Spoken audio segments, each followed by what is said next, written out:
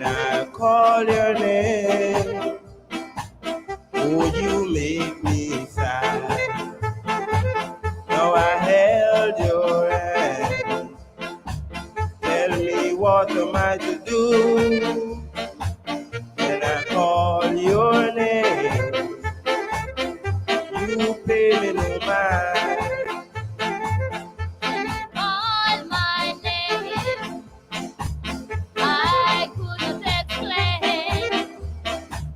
When you call my name, oh, my heart was sincere. Now you held my hand. Do what you want to do. When you call my name, I couldn't explain. I'm gonna hold you, squeeze you, tell you of my love. I let the world know.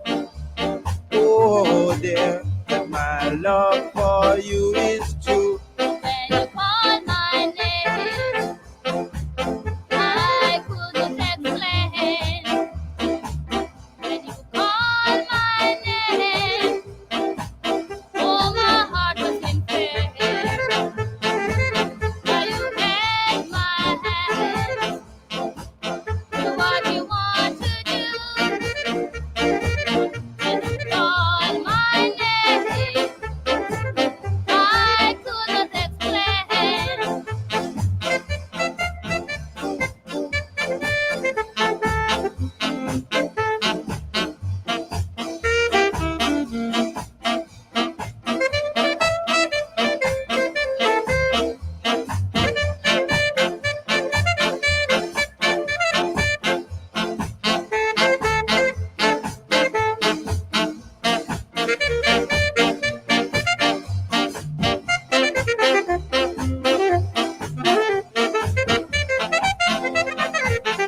When you call my name, I couldn't explain. When you call my name, oh, my heart was sincere. Now you held my hand. Do what you want to do. When you call my name, I It's couldn't good explain. to be wise when you're young, cause you can only be young, but for once. Enjoy yourself and have lots of fun. Serve God and live, my friend, and it will never done. Enjoy yourself. Positive Radio is the It's best radio later station for the than nation. you Keep it locked at 106.9 and the FM band. Don't you move the dial. While you're still in the pink, the years go by as quickly as you wink. Enjoy yourself, enjoy yourself. It's later than you think.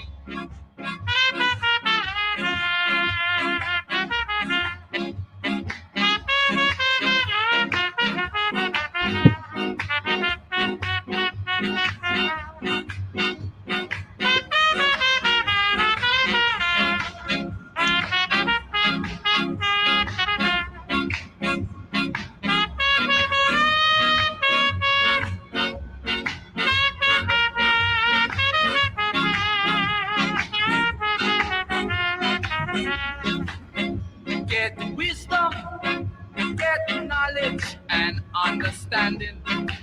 Let me see you. Pleasant good afternoon and welcome to another live broadcast Give free. right here on Positive Radio 106.9 live.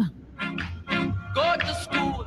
It's Thursday night, the night when we are going to be enjoying our God-given self. It's not wise. So good afternoon to you. Good afternoon to you. Be a footstool. I have my co-host with me.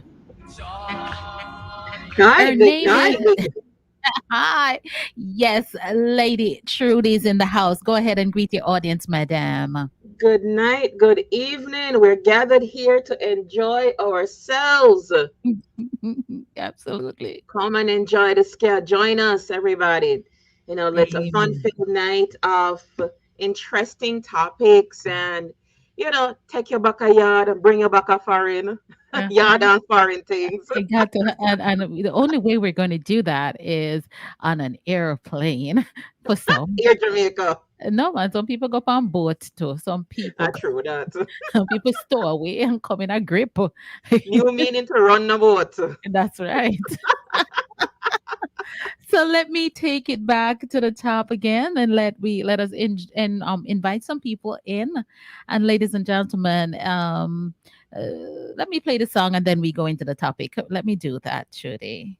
It's good. I sent you the link on WhatsApp so you can have it.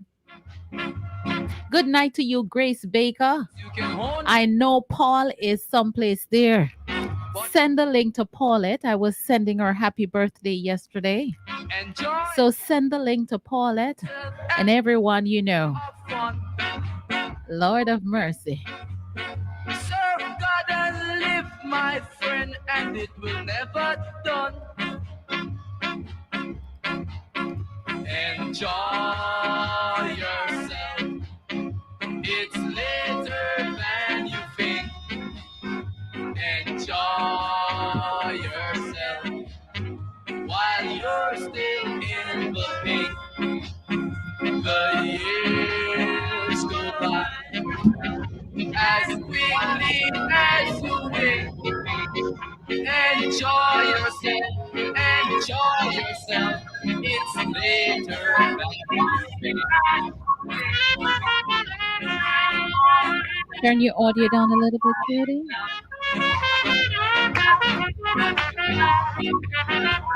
Good afternoon and welcome to you, Molly. I think I have a few people who know they're supposed to call, so we don't want to waste time, and I don't think I want to. It's not a music show, so before we enjoy the music, let us go. Trudy, why don't you go ahead and let Radioland know what we will be talking about today? All right. So tonight we're gonna have an interesting topic.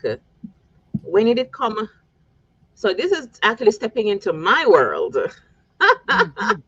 When you come Okay. off foreign, Mm-hmm. how did you come?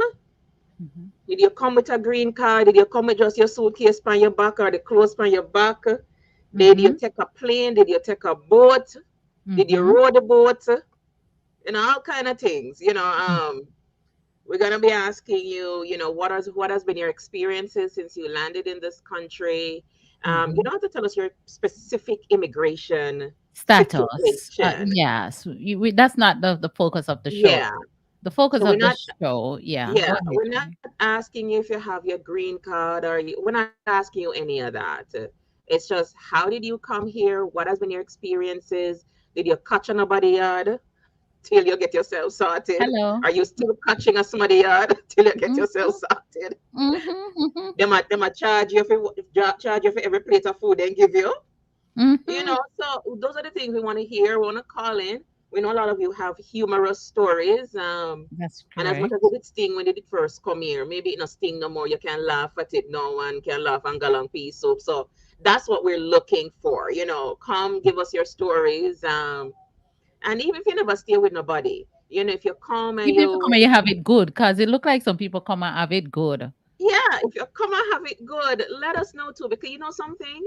There are Yes. people listening who wants to know how to take themselves out of a particular situation. And Mm-hmm. another thing, I was going over the topic today, and some Mm-hmm. things are coming to me that there are people here who don't know the system, especially if you're in New York City.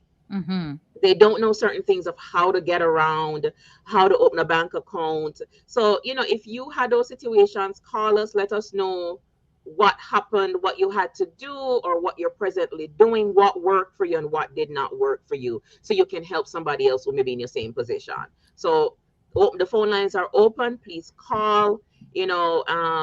Don't let us be the only ones talking. Personally, I'm in an immigration situation. I'm in on the stories. Well, the irony of that fact, the irony of that fact. But I do want our listeners and our audience on YouTube to know they are behind the scenes. Once you come on YouTube, go ahead and hit that thumbs up. Let us know that you're there. But just remember that you sharing your story is to help someone who may be going through it or about to go through it, or know someone who is going through the same challenge. Sharing the story also will make somebody laugh, because I'm like, well, I didn't think me alone did go through that. They go through that. Yes. Like when you're talking about if you get the food. When I just come here, we start with that, the food. And I don't think I was living. I think I was visiting, but it was like, one of them long visit, 3-month Yes, visit, yes. when you're supposed to only stay 2 weeks.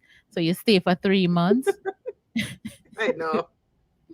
And I was staying, with some quote unquote family members in Brooklyn, and and they went to the corner store. I forever call them Carnation Market. The corner store where them sell the Yes. banana or whatever.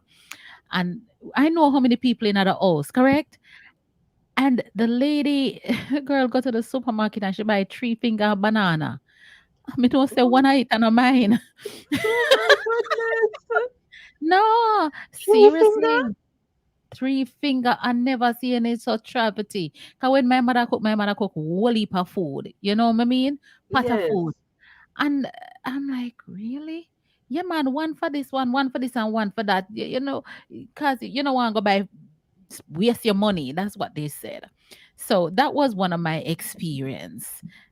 Coming here, I realized, say, when I get no banana, we not get no banana. So that So, was one of my all you experience. eat for the night?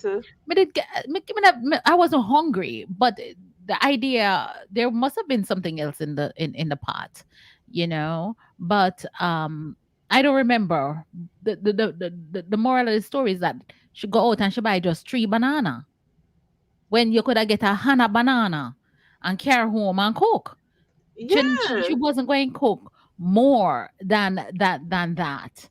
So Oh my yeah, goodness. so I don't know if anybody experienced that, but that is one of my experience, and I have quite a few more, including packing up the things them in a cardboard box and light. So let me play this song.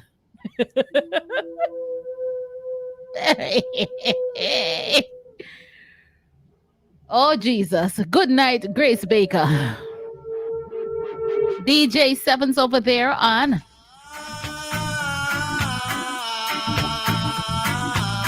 Good afternoon to you, 106.9. Auntie Paulette, Reverend Paula, Bola Ozzy. I don't know who listening or if you're listening, call the number at 718-569-6622. So I'm gonna say Radioland. Soon we will find out some of the situations.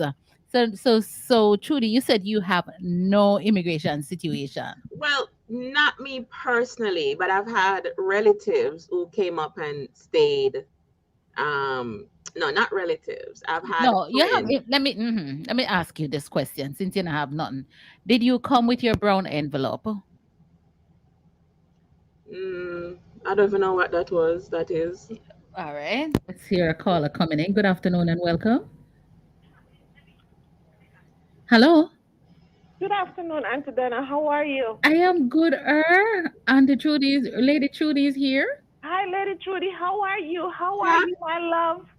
I'm fine, my darling. How are Sorry, I'm losing you? my manners. My God. No, I know, because That's all I'm right. always back here, so we have to get used to it's two of us. We're not in the studio together, but we are together. Boy, I can see you have a real good topic this afternoon, man. All right, you jump out first. Talk to me. Tell me You go about you. first because I'm at work. So I have to try to call early. Okay, good, good. So tell me, let me ask you, when you came here, um, Hmm. what was your expectation? I want to know what a person's expectation is when they come there, because somehow in my mind, I believe that between Norman Manley Airport and say JFK, uh, there's something up in the air. What happened? Something happened. I know. Something happened up in the ear Boy, because from you left Jamaica and some change take place for some people when they come here. So tell me about your changes. Good night, Sister Debbie. God favor me, so Brisset, Sister Anella, and Natalie Mo Young. Go ahead, Molly.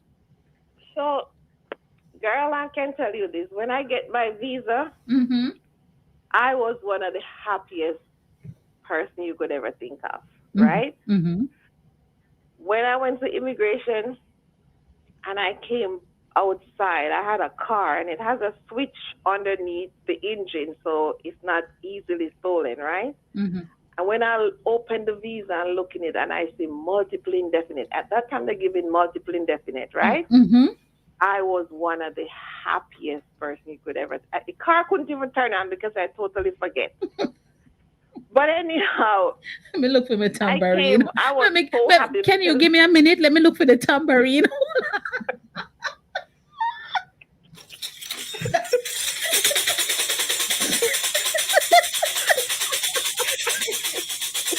I Visa couldn't make you turn on the turn car. fool. Visa make Turn you full, turn fool. multiple indefinite. Mm-hmm. For the first time you go there, you know what's multiple indefinite, right? You don't have to go back forever That's to them, right. right? That's correct. So, you know, when I was growing up, I always see like people who are living up here a long time, they file for their kids or you have a family member is going away. And I don't know if you guys remember that when you go to the airport, you couldn't go inside anymore. Mm-hmm. You have to go on top and you see your family member walk into the plane. Oh yes, Yep. and you go And on the do you remember that? the Yes. viewing, the upper top Yeah, up the so. the Mm-hmm. upper Yes. top, Yeah, right? And the when they waving reach to the gallery and when they reach to the last step when they're gonna step down, you and can just turn around turn and around wave and they like Miss wave. World, Miss Right. World. And yeah, and you burst out in tears because you're like, Jesus, they're gone. You're not gonna see them again. Mm-hmm. But after I get my green card, my visa, and I came up, I realized that the nicest part of coming here is only when you're visiting. And even when you're visiting is not so nice because you stay longer than 2 weeks and everybody start push up them out. You know, you have to get up and clean the house and maybe use a little pocket money that you want to buy some pretty clothes to go home back with to buy food or to help do something because it's not as the picture that they painted like when you're in Jamaica and you come here, it's not it. It's totally different. Mm-hmm. You know, I remember I was living with my sister and I used to go to Top Tomato. That time, Top Tomato sell a whole box of chicken, and I used to go buy the whole box of chicken and clean it up and parcel it out and put it in the fridge. Mm-hmm. And even that, she wasn't happy. Even at that, to that, with all that I work in the little babysitting job and playing my part in the house, she still wasn't happy, right? So my expectation coming here was totally different because when I left Jamaica, I told my friend, I said, listen, I'm going to go get rich. I drive a little Honda in Jamaica. I'm going to go buy a Mercedes or some nice car. But when you come here, you realize that it's totally different. Anything you want to achieve, you have to work like hell for it, you know? So when people ask me, should they come here, come live, I'm telling them, I'm not telling you to give up your good job in Jamaica and come here because really, some mornings when I want to lie in my bed, I can't because it's not like Jamaica where you can go chop a banana off the tree or you can go dig a cocoa or you can go down the road and there's two ripe plants in everything here. It's expense. not to mention the rent and everything. So all you work for is just to keep your life going. And on top of that, if you don't have ambition, you can fall in the situation where you become homeless, Mm-hmm. right? Mm-hmm. You have to have that ambition to say, I am not that I'm bashing the buildings or anything, but you really have to have the ambition to pick yourself out of the building or pick yourself out of somewhere. Because if you notice the situation with the buildings, you live in there with one bedroom or two bedroom, and you stay there forever because the rent is controlled. You don't have to pay for heat. You don't have to pay for water. And instead of you trying to get yourself out of that situation where you can achieve something for yourself, you own your own property, take your kids them out of that situation. You stay there because you're saying that everything is cheap, Mm-hmm. right? It's much affordable, more affordable than going on your own. Mm-hmm. And then the other thing is the nice family came up from Jamaica, and sometimes we can count on our finger how many families are still together Mm-hmm. because your wife or your husband, they become this chacha girl or this chacha boy, and they're not doing like the stuff that they used to do anymore. I remember when I came here, I used to do babysitting, and I used to work up in Chappaqua, Mm-hmm. and I used to travel on the North train to work in the morning time. And I don't know if they look at me like I was bossy, put it that way, or extra, Mm-hmm. but I try to sit and keep my mouth shut because I don't want nobody to know that I'm Jamaican Mm-hmm. based on the girls them in the cart, how they talking. Me, I remember one evening this girl said, my husband thinks that me I go come from work, come cook no dumpling and no banana and no this and that. Give him lucky. America me them, me not have to depend on him for $1. You know? Wow. So think about all these things. You know, you don't treat your husband with respect as you used to anymore because you think America is this place where, you know, you're walking on gold, Mm-hmm. right? You lose all your dignities. You have no dignity for people, for your family life, nor anything like that. You go out, you join with your friends, you go out, you come in any hours of night because you don't have to depend on your man or your husband anymore, Mm-hmm. right? And I just think the whole concept is just wrong with us coming here. The idea that we have coming here, you know. I came here with one intention is to make myself a better person. Mm-hmm. And if I do have kids, to make their life better than mine. Mm-hmm. And I do two jobs, and sometimes people ask me, why are you working so hard? But I work hard because I want to maintain the life that I'm living, right? I have to pay my mortgage. I have to send my kids to school. And one of my goals was to send my kids to school without having any loans, right? Mm-hmm. And I do achieve that. Mm-hmm. So, That's a win for you right there. yeah, it's a win for me. Mm-hmm. So, I am not saying that America is a bad place, Mm-hmm. right? It has its good and its bad because I don't think there's anywhere in the world that we can go and use $20 to make a week worth of dinner. Mm. And here, if you have $20, you can go to the supermarket and you can buy dinner that you can feed your entire family because you can get a bag of chicken sometime for $5, a bag of chicken for $8. And if you carry coupons with you, that even make it Mm-hmm. worse. You can get what you want. Mm-hmm. But at the same time, if you're not the type of person who wants to make your life better, who wants to maintain your dignity, you lost all of it because here is like we would say in Jamaica, dog eat dog. You know? So I have a friend who came here 2 months after me or 2 months before me. Mm-hmm. Until now she haven't gotten her green card. Wow. It's like 30 something years now, right? And she took sick and she ended up in a nursing home. She's in a nursing home right now. Mm, right? And the fact is, she could come out, but because she doesn't have the papers and whatever she needs, she's there. She can't come out, mm, right?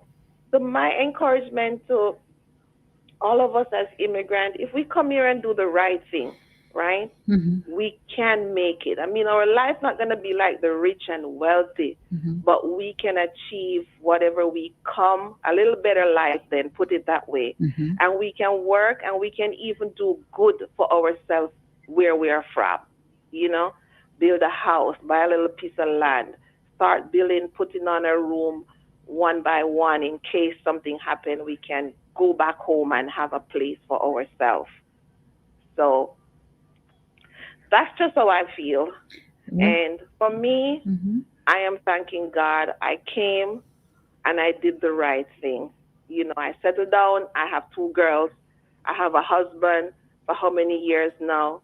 And we are trying to do the right thing with God in the midst. Wow, wow.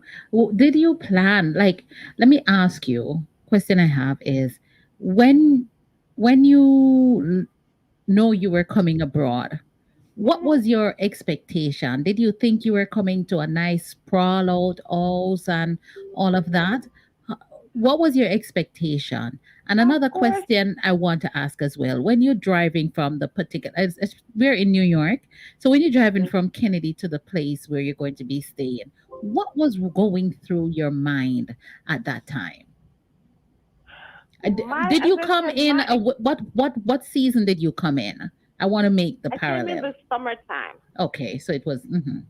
I came in the summertime. And let me tell you, when I was living in Jamaica, I only wear shorts, Mhm. right? So when I came in my nice shorts, my hair well done. You know, because I was doing good in Jamaica, right? Mhm. And then I just finally decided that I'm gonna stay. Right? I used to come and go, come and go, come and go. Mhm. Then finally decided. But my first time coming here, Mhm. and when I was coming from the airport, and I see all these tall buildings, and I'm asking, what are these buildings, right? And then you see the garbage the next day on the street, Mhm. right? Mhm. And then you're anxious to know what's going on, so you want to go out to go see what is going on, Mhm. right? Mhm. And then you walk into your family member's house because I think we stay with a cousin of ours when we came, right? And you're like, Jesus Christ, this is where they live, you know? Mhm. The lobby was like filthy. You go inside the elevator, it was poop and pee. It was smelly, and I'm like, God damn it, I can't live like this. Or Mhm. people live like this, you Mhm. know? Mhm. But what I like it was the shopping. You could go back home with a nice pair of shoes, which I call favor at the time, and nice shoes, right? Mhm. So they only look nice on your foot. Because I remember one time when I came, I bought like 13 pair of shoes to go back home with. Right. But two wears, they start leading up on your foot because they weren't good shoes, but because you don't know the difference between the Nostrum and the JC, you Macy's. know, the good places. You just Mhm. go and you have a little money that you come with and you just buy one whole bunch of stuff, go back home with, Mhm. right? Mhm. Mhm. But it wasn't even worth it until when you get here and you understand that there's good and there's bad. Right. Right. But my expectation coming here, I thought by now I would be a millionaire because when you have visitors come to Jamaica, that's the impression that they give you, Mhm. right? They come with all these gold necklaces, and some nice clothes on them, some nice pocketbook, and you're sitting there and your mouth getting water and say, they look nice, man. Mhm. Man, I'd like to go there one day, right? Mhm. So when you get the chance to come, this is what you're expecting, right? Like you're gonna $2 can buy you a real nice gold necklace. I'm gonna send it over to you, Trudy. You got any questions on your mind for our caller? You know, it's her experiences is a mirror image of a lot You're of people's laughing at me, right? experiences. Mhm. No, no, no, I'm Mhm. not laughing at you. I'm laughing with you. So let me ask you something. So when you first came here and you um smell the elevator and all them things, then I'm sure, how did the people that you were living with, how did they respond when them see your face? What did she say, Donna? How did they respond when them see your face when it make up when you smell the feces in the elevator and all of that? How did they? What did they say to you when they like? They just said, "Boy, this is what we have to deal with every day."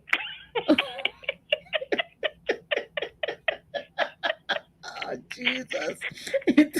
I deal with poop. I mean, literally, could I say I deal with shit every day? No, no, I'm thinking back home.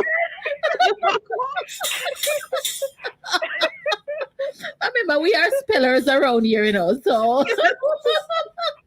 Boy, spelling bee not have nothing power with. that This it is be what have we have to nothing. deal. But I mean, it gives new meaning to I live with shit every day. You know what I mean? Yeah, Oh yeah. my goodness. This is what we have to deal with every single Wow. day. And my next question is, are you guys not gonna move? You And were then the asking other them. Mm-hmm. yeah, the other question is, do you know who live next door to you? Mm-hmm. Sometimes they say no. There's an old lady live here. There's a guy and his wife live there. But for the most part, they don't know who live in the building with them. My God. You know. My God. So Well, interesting story. Trudy, you have any more question before she goes? Because I know most of our audience members are at work or on the job. So, do you have any more question before she goes?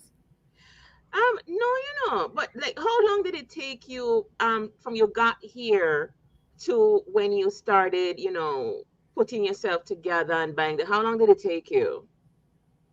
what she said, Donna? I don't know why what the phone line's not you're not hearing, it's not going feeding back. But she's asking how long did it take you to get to own your own, to get yourself sorted out? How long did it take you? Well, I was living with my sister, right? So she moved to a private house, Mm-hmm. and I was living with her. I have my own room and everything, but it's like the little money that I'm working. It's like she wants me to do everything with the little money that I'm working. Then I'm an adult, right? I couldn't go out. Her face would be longing down and whatever. Oh. So I used to do babysitting in Chappaqua, Mm-hmm. Mm-hmm. and I had an older lady on the train, and she and I was talking, and she was relating to me what she was going through too with, family members who she lives with. Mm-hmm. And she said, I can't rent a place right now. And I said, do you know of anywhere to rent? Mm-hmm. And she said, I have a friend who has a 3 bedroom renting. Mm-hmm. Would you be interested? And I said, yeah, Mm-hmm. I'm interested because I save up some money. And I'm like, I was living in Jamaica on my own. I'm an adult. I don't want to be telling somebody when I'm going out and when I'm coming in, and Mm-hmm. I have to cook to please the person and everything. So I'm gonna move out. So at that time, my husband now was after me, right? Mm-hmm. And he was living with his sister too Mm-hmm. and going through hell. And he said to me, we were just friends though. So I know he was after me. Mm-hmm. And he said to me, I'm gonna move in with you if you get the place. And I'm like, okay, we can share it as 2 friends, but Mm-hmm. not as boyfriend and girlfriend. Mm-hmm. So we went to look at the place. So we're living down South Bronx, Burnside Avenue, Mm-hmm. and then we moved to Edenwall up this way, right? Which he was living up here, but I wasn't. So I wasn't familiar with this area. So we came and we looked at the house, and the lady said, her husband said, she's not here, but you guys can come back in a week to look at it. Mm-hmm.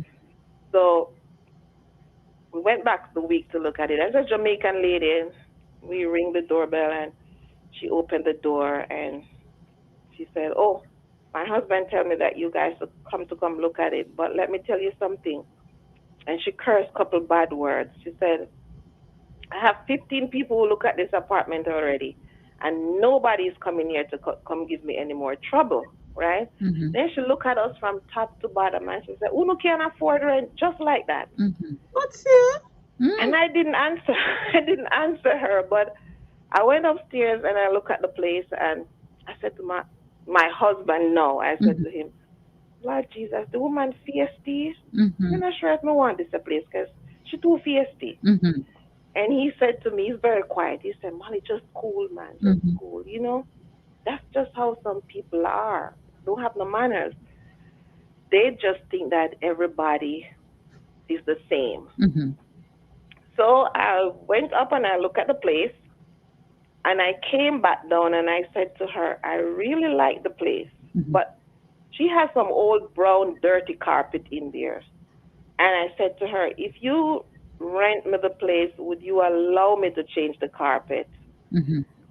And she turned to her husband and she cursed a couple more bad words. And she said, 15 people look at the place already, and not one of them say to me they don't like the carpet. She said, "I don't like the carpet and I would not live on it. So you Ouch. can get upstairs." Wow. Just like that. Oh, wow. I Wow. went up there to live. I became her daughter. We became her son, her Mm. daughter, her grandkids. My two girls was born in that house Wow. because not even 5 years later, she came to me one day and she said, "I'm selling the house and you have the first preference." Wow. And her door to her apartment downstairs never closed. My door to my apartment upstairs never closed. Man. We live like a family. She called me her son and her daughter. Mhm. Never give her any problem. When I'm cleaning, I clean straight down to the porch. When snow time, we tell them leave the shovel out. We'll go down, shovel the snow. We live like a family. Wow. Up to this moment, she just died in the COVID, and I got the call that she died. Mm. Never had any problem, right? She sold us the house, and we're still living at the same house. We Mike. got married, me and my husband, and we're still living at that same house. It's a two family. Wow. So it just goes to show that the way how you live sometimes, your characters and your behavior, it can pull you through. And as I said, I am not rich, but I'm comfortable with my living.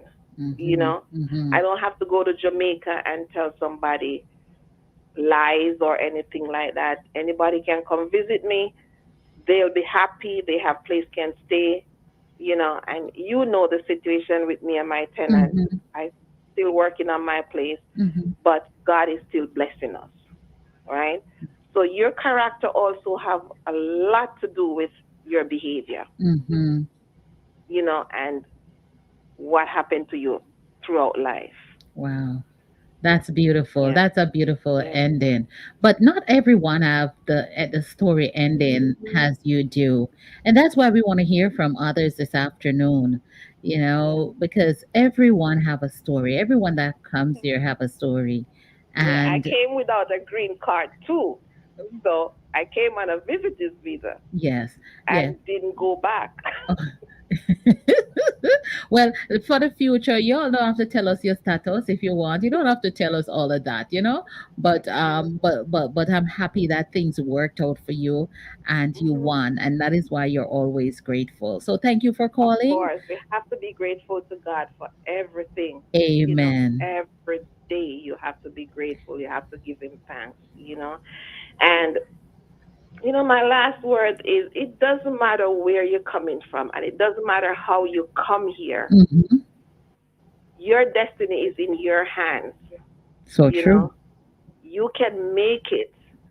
We don't have to follow the girls them go to every, my mother would say, boom box, Hmm. because if you have an aim in life you can fulfill it, you know just by doing the right thing. Work hard now, achieve what you have to achieve, raise your kids them the right way, because our life, the life that we live, it reflects on our kids, right?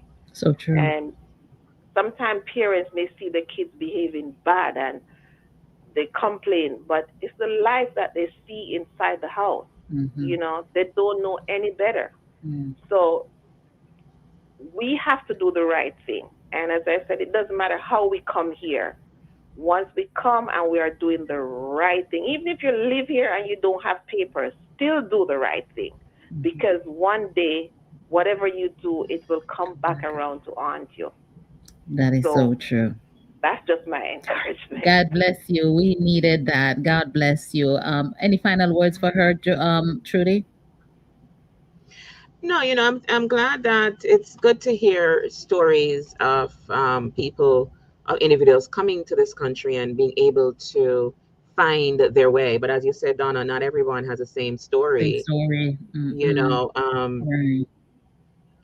and and you can have the best character in the world and things still happen to you. It wasn't Mm-hmm. related to immigration. It's so many difficulties that people experience. But she is right. When you have a good character, even when difficult things happen, the good things will also happen too. Amen. All right, thank you. Amen. Let us play Okay. you play another one of your favorite. You ask for Yes. scare and you're going to get scare. God bless you. Okay. Thank you.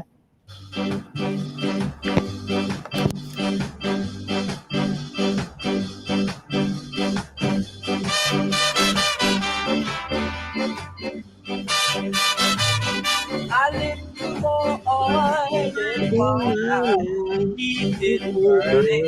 A burning. little more A oil. while in my life. Sound like a politician business. It sound like a I don't know election business. Okay, more call coming in. Good afternoon and welcome. Good afternoon, ladies. Good afternoon, lady. She said lady. She never Mm-hmm. called none of us name. Answer I Trudy. said Hi, ladies. good night. Yeah, yeah, yeah, yeah, yeah, yeah. Love you, love you, love you. How you Hello do? on the block. Yes, this is Natalie. Everyone, that she's greeting everyone. Hi, Natalie. Miss Natalie. Mhm. So Natalie, So, go ahead. Go mm-hmm. ahead. You hear what we're talking about. Um, tell me your life Well, I'm story. gonna skip couple, Okay. and go down to how God favored people that don't have our, you know, green card. I have now. Mhm. Yeah. Let me put that one out. But back in the day, I was in that job for 15 years, right? Mhm. And doing everything in that job, and then they laid me off. Mhm. And when she was a lady there, was supposed to be my daughter godmother. And oh boy, when I was leaving, they did everything, and God favored me through it. But there was a time when God has to say it's enough. So when they asked me to leave, the supervisor said to me, I don't know what you're gonna do now. So I said, what you mean? She said, I know you don't have no paper on. I was like, how she even know that? Mm. So, it was a supervisor that always on my back. And I always pray and cry and cry and cry. And then when I left, not even a month good, I heard she passed. And everybody was saying, oh, it's my tears. And still, she wasn't sick or nothing.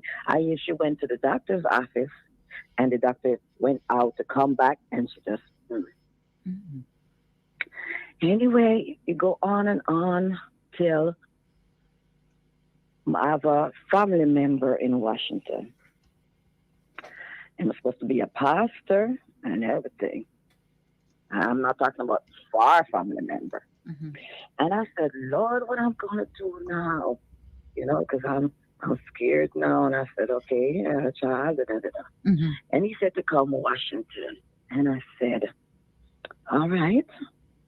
And the Holy Spirit said to me, say, before you go, just go and look around the place. And then if that's what you want, then I said, Mhm. So I called him and I said, you know what? Because I already packed up my stuff and boxes and everything. Mhm. And I said to him, well, I'm just going to come and look. He said, well, that's a good thing. Oh boy. When I went to Washington, Now, this is somebody that, like I said, family member. So it's not like you don't know me, you don't know my lifestyle, you don't know my family lifestyle. This is family member. Mhm. So I went there. I could not eat. Went there for the Christmas. When I went there, I don't mind the devotion, getting up 5 o'clock. Okay. If I eat breakfast, I couldn't eat nothing again till in the evening. And Hold up. I could You know, not. me not gonna make on no dead up that. Hold up. What you mean say you Yeah. couldn't eat? Yes, Donna, Miss Donna, Concolor, I could not. You hear me? They put you I on could fasting. not. No, a girl used to getting what she wants because she works. Oh my goodness. Yeah, and so I said, okay, I couldn't watch TV, just the news. So but them Good thing I invite you carry for some Uno that is card. my thing, you know. Why invite me if you're gonna make my life miserable? No, you're lucky. I'm so glad I didn't pick up all my stuff because what would I do And somebody else have with that all my story. stuff? Somebody else out there have that Yeah, story. enough people have the story And there. this is not supposed to be a pasta, and there was 3 fridge freezers. You know, so we avoid the telling- pasta business because when we talk about Oh, them, we do them terribly, you know. Well, experience is experience. we kind I of want the pasta them like with too much. pastas them bad. So And yes. And so one morning now, my daughter was eating and I eat a piece of bread and I said, okay, I'm going back in the room to get dressed and stuff, and so I'm going to eat breakfast. And the wife said, you eating again? I said, Oh I my didn't eat goodness. anything or nothing. So for dinner, grains and all of that stuff, which we don't know about, are nothing. He sent me to fatness for the exercise. Yeah, The how exercise long you machine was stay? there. How long you stay? I want to get to that. How long you stay Listen, with them? I was gone the 4th time. I was gone the 4th time. Okay? So he sent me the ticket, right? And I came. Uh-huh. So I said to him, after all of that, so it's like every day now. I said, Shanique, let's go. What you calling me?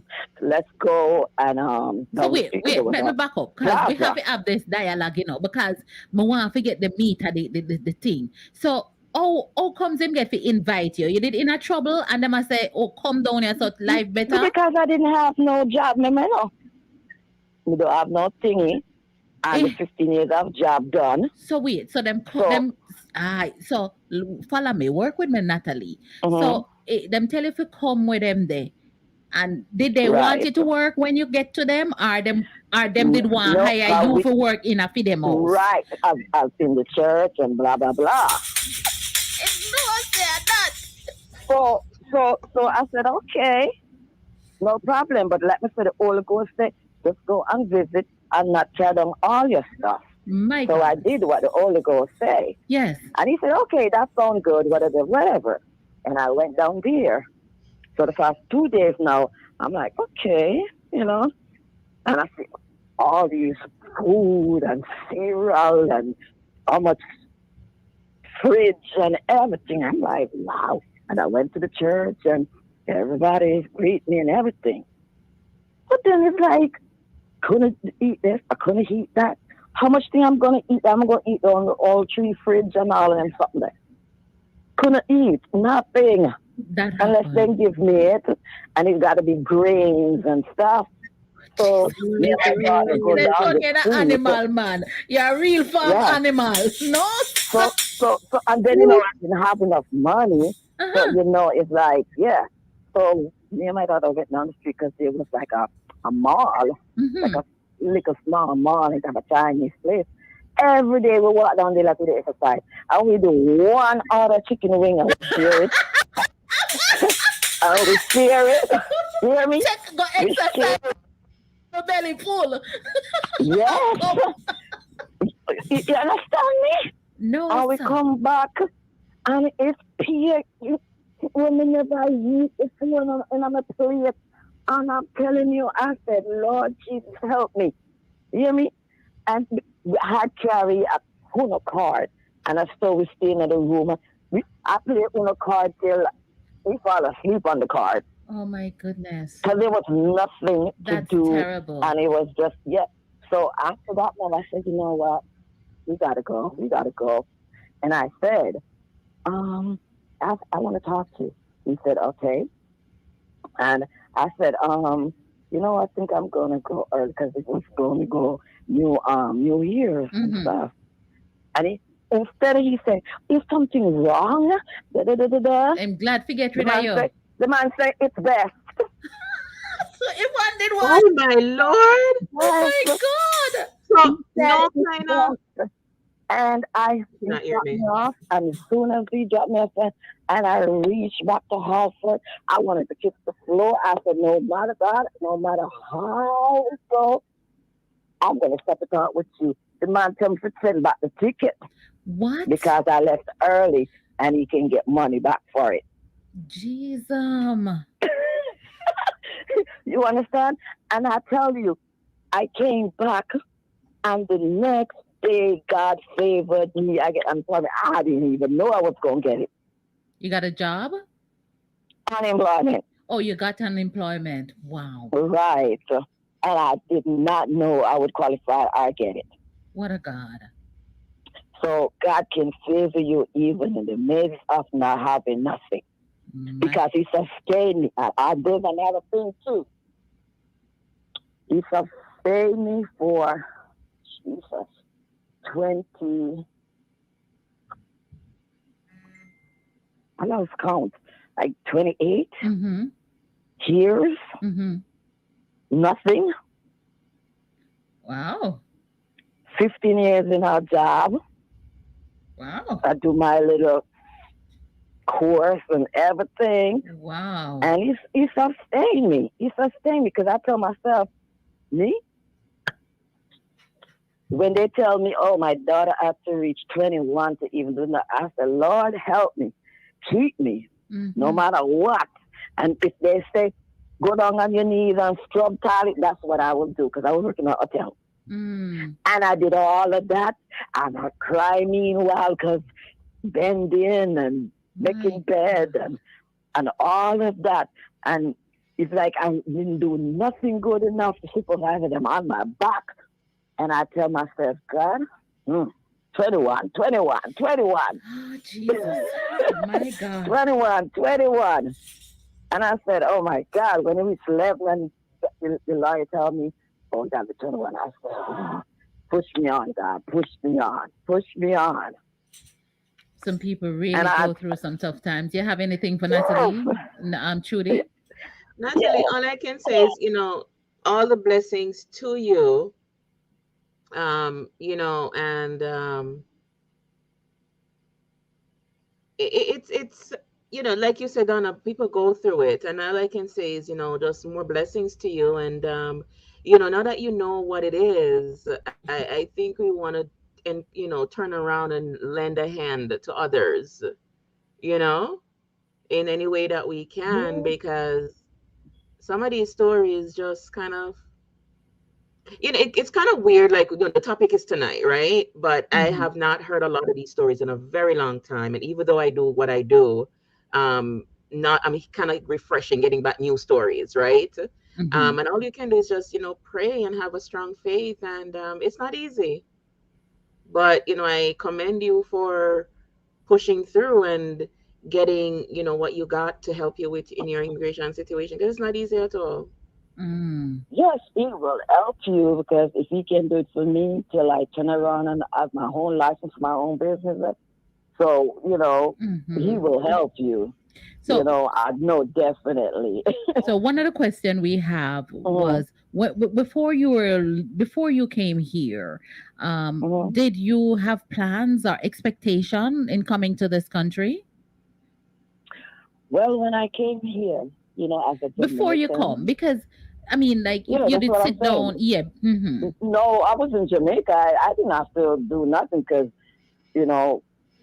I was in good hands. And so your life did good at Jamaica. My good. I didn't want for nothing because we had business, blah blah blah blah. Yes. So me coming here now, culture shock, and it was like, who do I come to? It was I came and in June and by my birthday, July, like not even a month good, it was like, oh, I'm expecting my family, so you gotta go. Like, where do I go? So you were homeless? So wait, so you, listen, man, we don't want the story, but want to so them kick you out? Yes. They know them something that we want to hear, man. And them so you listen, come here and you come for. I come here. It was a thing where, okay, Jamaican teams are best for them, so they're gonna say, oh, you're gonna go foreign and do a, whatever. So wait a minute. Just listen to the line of the story, the question. Okay. Did they invite you to this country? Like them say, come on, we will take care of you and so It forth. was between mommy and them. I had nothing to do. I only know I'm going to America, and I'm like, all right. So your mother made the plan for you, so you come. Yeah, because did you know these people before? Did you know them? You didn't know them. No, my mother made that. So you come to a stranger. Right. And you come and you live with them and boops. Right. You're there for a couple of weeks and then they tell you no, they want you out. And the strategy this. Yes. The only way them can get you out is tell you, say, family are come. So you got to go. Exactly. Yeah. I'm like, okay, where I'm going? I'm calling my mother. Is like, where you coming back to Jamaica to do? I'm like, okay. But which part of the state you're in? For you. So where did you end up during that time? So at the time now, one, I was in the lobby, walking around, looking to see if I get a job, and a guy said to me, I know you. Mm-hmm. I said, no, you don't, because I'm facing, and I'm like, no, you don't know me. Mm-hmm. Yeah, but his father was in front of my mom. In Jamaica. But I didn't know the son, right. But I didn't know the son. I know God the put father, him there. because he usually said. Mm-hmm. So he was like, yeah, because don't you know, like, she said, Donna? I said, yeah. She said, I will have her number. And Donna is a person that I know in Jamaica who she usually date my neighbor, and we always all out. You understand? So I said, yeah. So I called her and I said, she said, no, I'm coming to get you.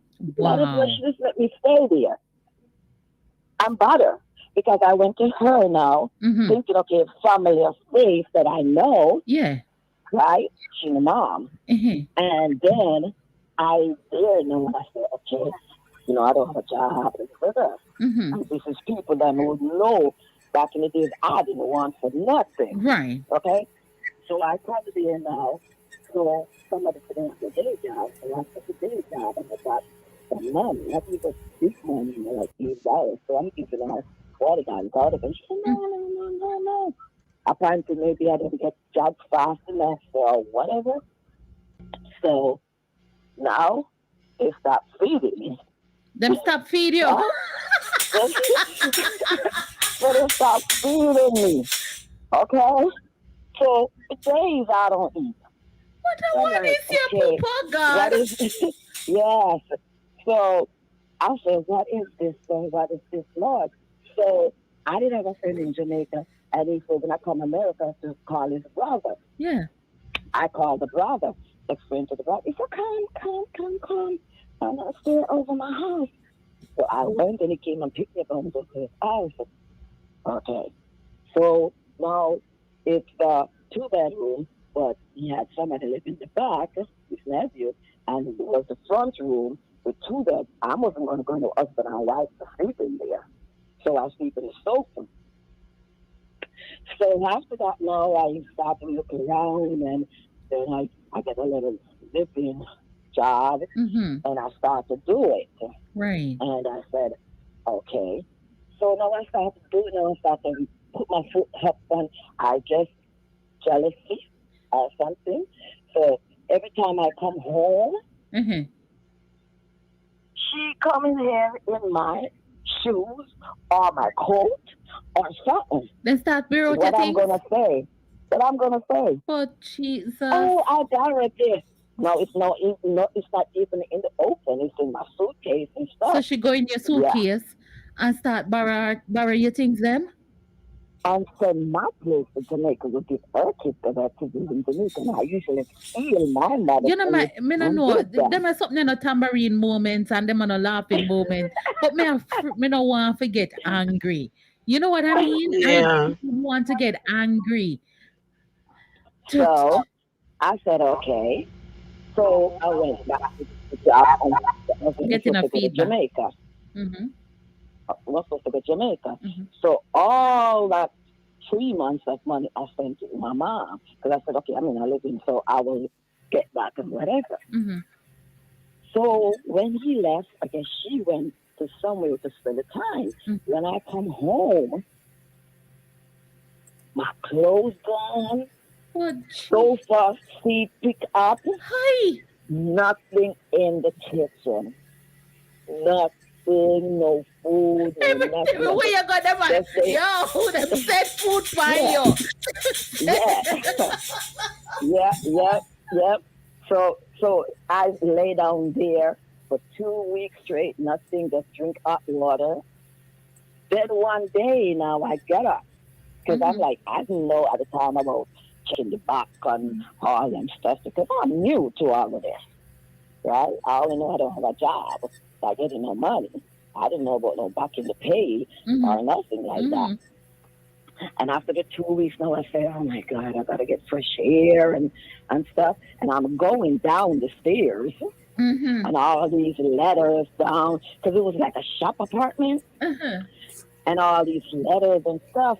And God favored me again. I let me step on a nail like it's mine, which is not back in the check. Which is What? back in the check. You have a retroactive checker? Yep. And I went and changed it. I could not even eat the food the way I was so hungry and just Oh, whatever it is. Natalie. Me And don't say you this have was food abuse, though. You have food abuse. Me not. this That's one this of the is Jamaica Avenue Hold because I on, was hold on, in New one York. Natalie. Hold on a second, Natalie. Yes, go ahead, Trudy. so food abuse is the biggest one that I've Yeah. heard where immigration things are concerned. People come to stay at people's yard. Them start to hide the food All or right, them hold on a lock up the second, Trudy. cabinet. Hold on a second because I want to. So, Natalie, hang up because I want the Okay. callers to get to All right. hear No what we have problem. to No say. problem. Thank you. Thank you very No much. Thank you for problem. your story. Thanks for sharing. Yeah, go ahead, Trudy.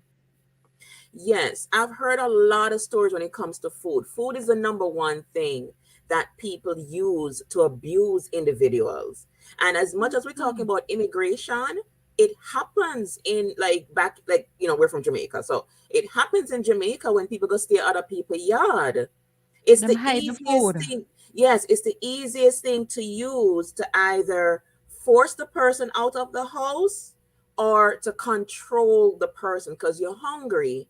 Mm-hmm. You understand where you go? You know Mm-hmm. where else for go. So you have to sit down in them house, right?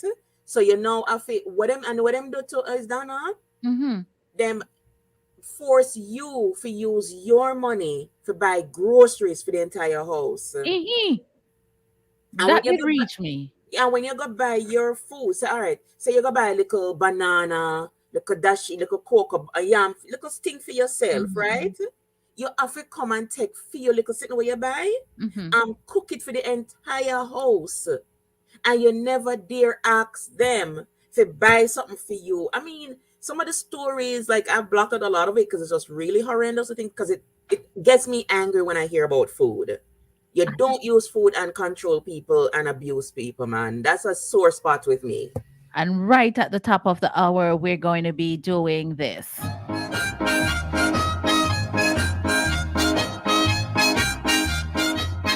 One night I went to a party. I stood in a corner feeling sad and lonely. Let me say good afternoon to Rebecca Brown, Sister Olive, Debbie God Favor Me Brissett, Mikey Hines, big up yourself. Said, "Pack up your troubles in the wood, get back." Boy, but Natalie, that one here for you. You did have to pack up your troubles. Everywhere you go, you have to pack up. Troubles in the wood, get You wake up, food gone. in the Just, There ain't no use for worrying. I just me never have the food problem. Me never. And folks, remember, know that if you have never gone through any of this, it does not mean that it didn't happen. It just did not happen to you, because I don't know what it is to be homeless. I have never, been put in a position. I always tell people I'm a chess, I play chess. So I'm always one step ahead of my opponent. So I have to think forward, like which move I'm going to make, because I'm not going to wait for nobody to withhold food from me. I Yeah. am going to, no, I'm not going to stay and wait for you to withhold food from me. I'm going to figure out a way in which I am not, you know, get into that position. And, I got story. Go ahead, Trudy. You say something.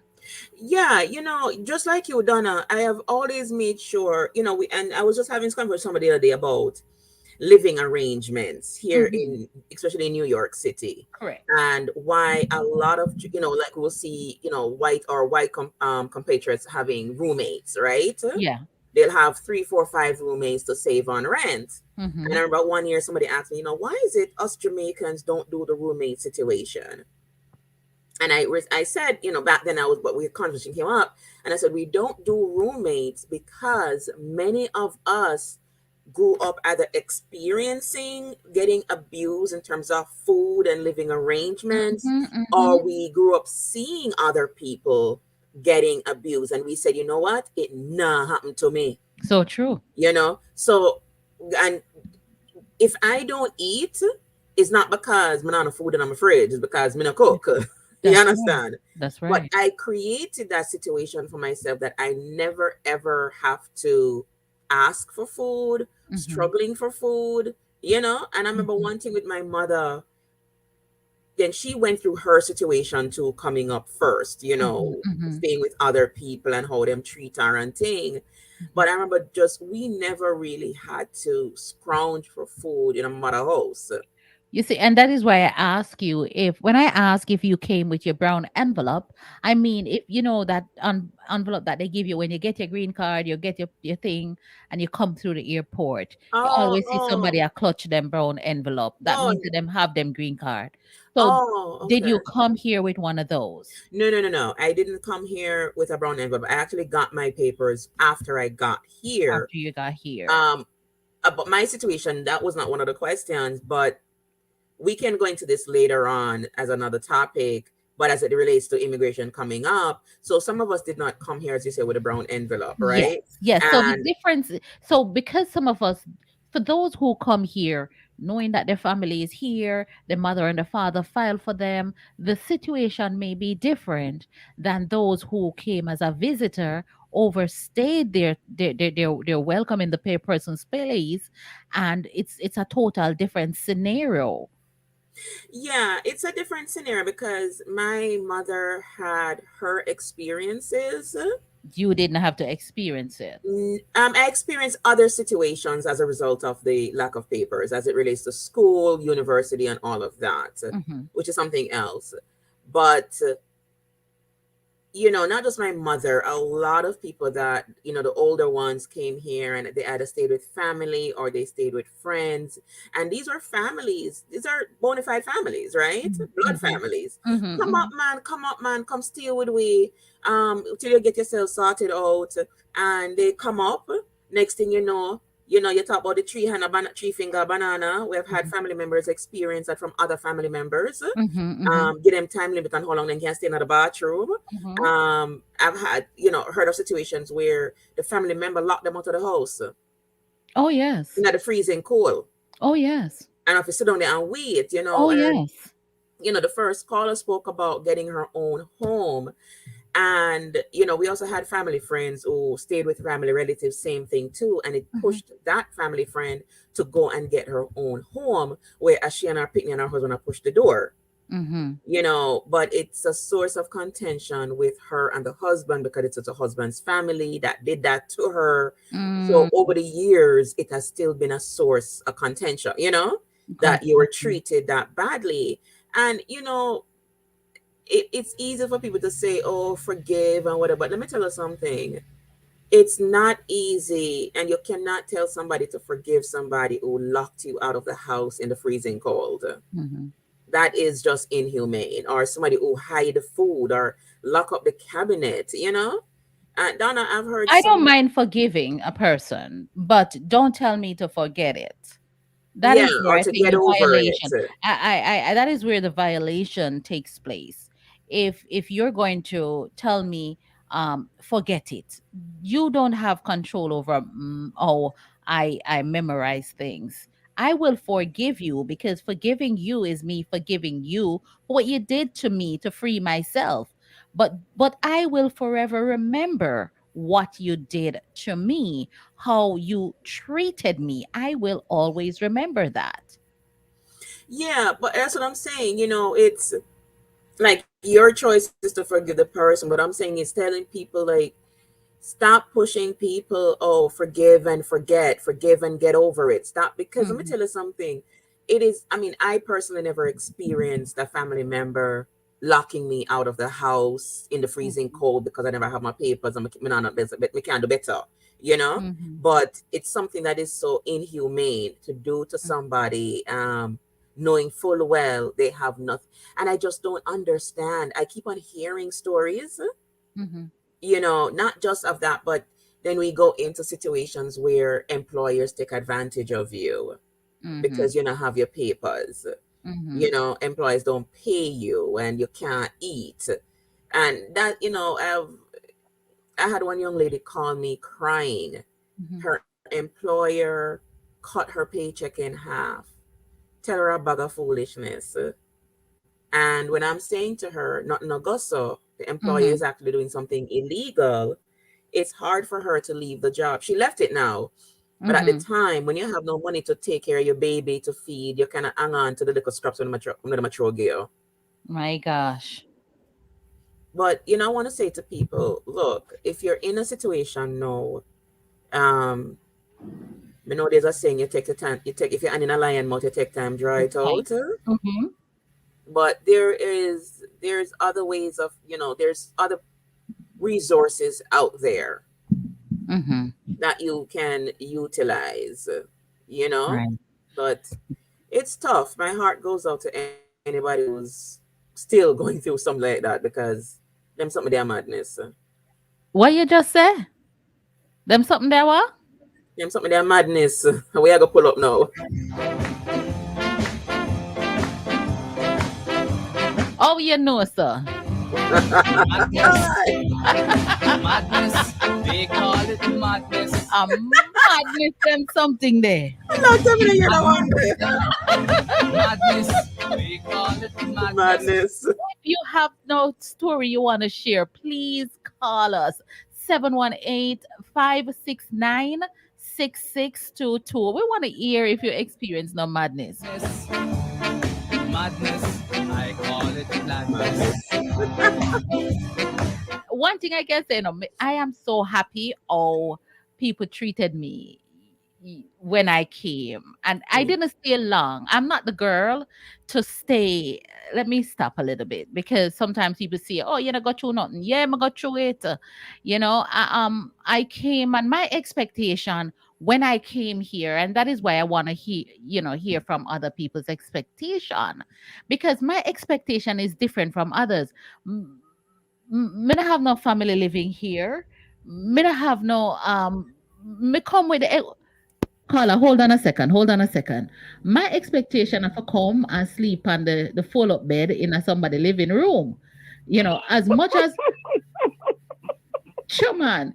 Them little bed where you fold up, you take it Full how of you it. call it. Yes, Rise and remember take up your them. bed and walk. Right. Take up your bed and roll it in a corner. Take out your bed and roll it out.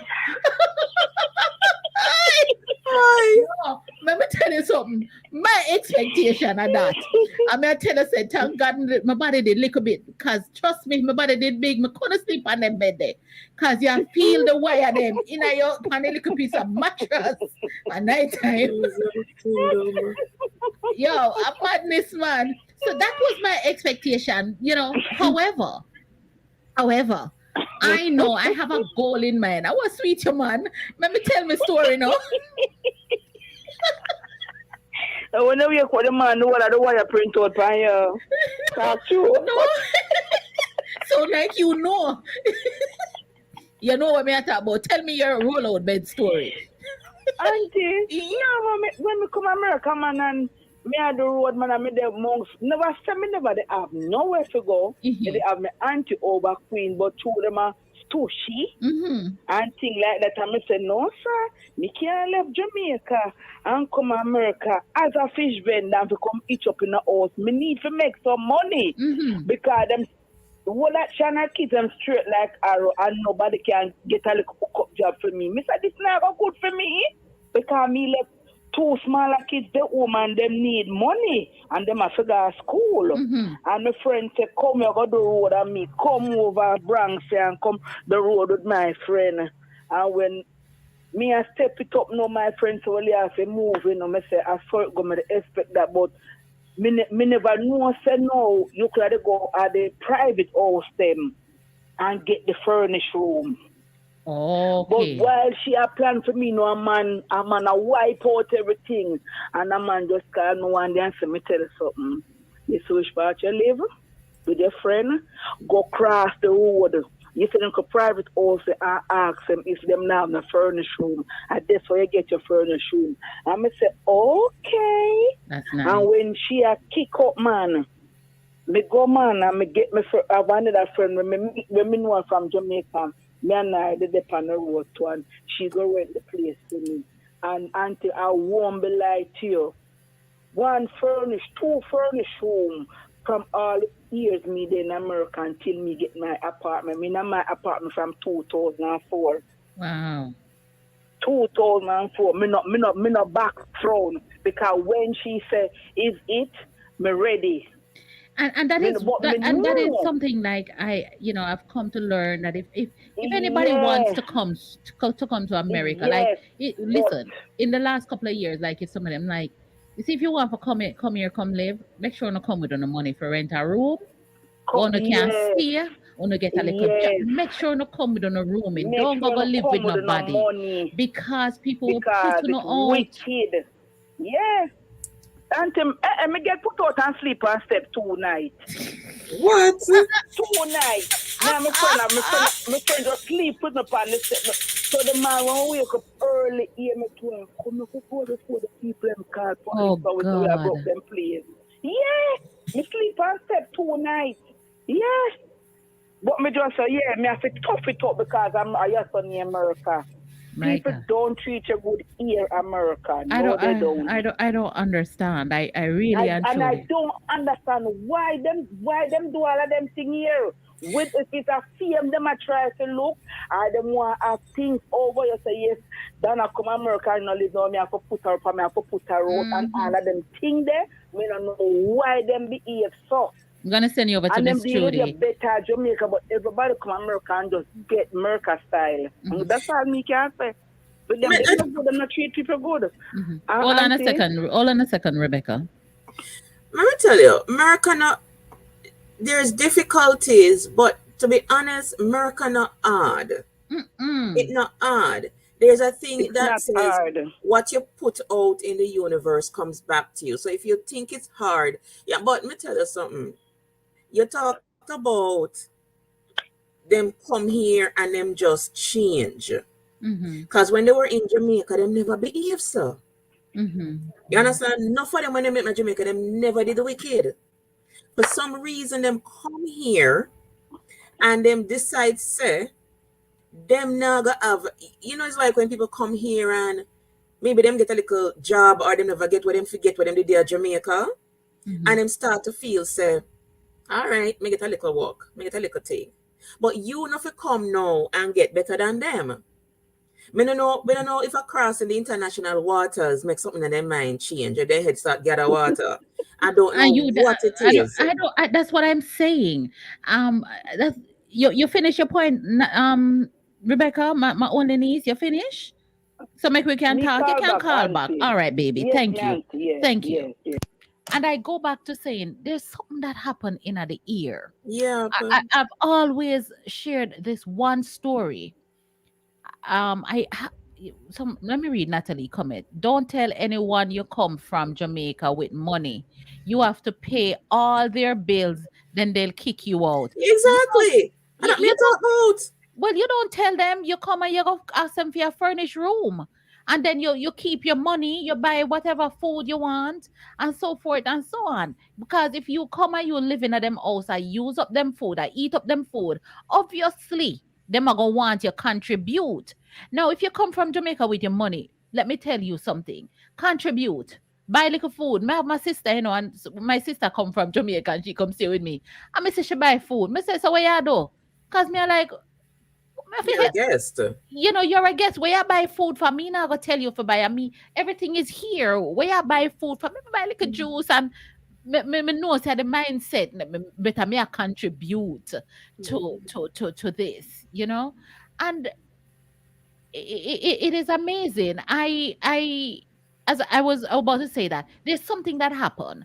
I always share this one story because this is my first experience coming here back in the in 88 somewhere thereabout. And I used when I was in Jamaica, like all of us, we come from a nice background, a nice home. I had my nice job, I have my nice place where I live. I have my house well furnished. Me did I drive my car at Jamaica and all of those things. So I'm come here, right? I know when I come here, when I surveyed the land and I said, me can't do babysitting, come I don't know if I take care of picnic. Me can't do the house cleaning. Me never used to do it at Jamaica. But me know say me can learn a trade. So what I did, I equipped myself by being a stylist, right? So fast forward, and I was living here now. And my cab guy have this young girl who we sent to to school. And he said to me, he called me, and I was a young girl. We probably were the same age. And he said, Donna, my wife got her visa, and I'm only sending her to you. I remember, I've never met the wife, but so he said, show her the ropes, man, get her a job. And like typical Donna, me get the job before she come here in the salon to be the receptionist. Typical me. Before you left your yard, you come up here and she get back in early the 90s, $150, a whole heap of money, you know? And she was getting like $150 or $170 per week just to answer the phone and be the cashier. And she stayed with me for 2 weeks, believe it or not, Trudy. Remember, her husband sent her to me, right? Hold on, sweetie. Let me tell her. Somebody's calling. I'll call you back, honey. I'll call you back. And in 2 weeks, the girl stayed with me. She comes in and she got a job that somebody from another state. Remember, she wasn't supposed to know anybody in America, Somebody in another state is offering her a job in another state. So Now, she know them. then that may I try to tell you is like something I'm not in the here. Because I don't know if your husband send you to me for you and I to come and work and we split the bill. The girl never stay for even split no bill with me. The girl take her money, jump on a bus and go to another state. And when she got down there, she get exactly what she came she was going. Because it turns out that is a helper them did want. Not only not only a helper did they want, it was like a wife. It was like a wife for the husband. So the husband started to abuse her. Believe it or not. We mean wife for the husband. Back up, me not understand the part there. The woman send for the girl from New York and she turned helper and she turned the man missus. So basically, it's almost like a form of sex trafficking. Well, you're the bright one. You know, Them things there. yeah, I don't know if it's sex, and but my point is, I don't know what happened when between you said come and stay with me. For some people, it's not all cases. Come and stay with me, and we can work together. To you getting here and the plans totally totally change. I don't understand that kind of a madness. I really and truly don't understand. I think sometimes, not sometimes, I think, like you say, it's madness. I'm trying to understand it. I think there's a thing that, So she's calling. A call coming in. Mhm. Good afternoon. Hello, caller. Can you hear me? All right, go ahead, Trudy.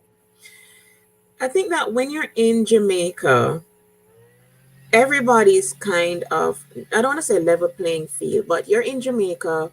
It's what you know. It's all you have ever known, even though Jamaica has class systems, right? Mm-hmm.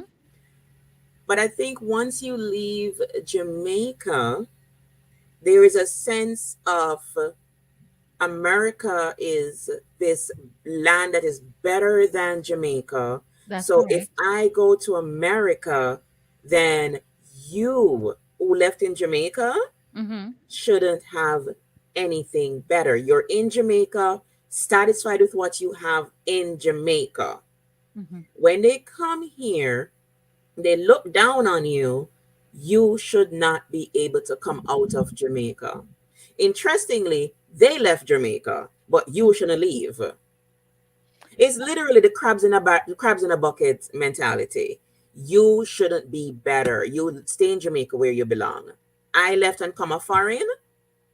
You understand? So when you come now, I'm in a better position. Because remember, we grew up thinking foreign is this elevated place, Mm-hmm. better than Jamaica. Everybody Mm-hmm. want. Remember when people used to come upon foreign, Miss Mavis used to greet, "Hi, how you doing? Nice Mm-hmm. man," Mm-hmm. Mm-hmm. and them have the twang, Mm-hmm. Mm-hmm. right? So it's they look up to America or London, England or Canada Mm-hmm. as this up there place. So Of once they course. reach up there and they left you down there, you must stay down there.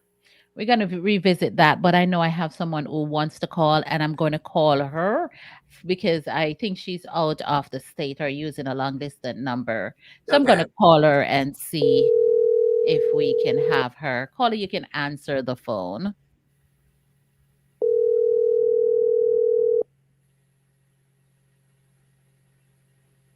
Madness. That is all sheer madness. I don't understand. Let's That's see. the word for tonight, That madness. it's got to be madness. Mm. Let me play the song. Okay.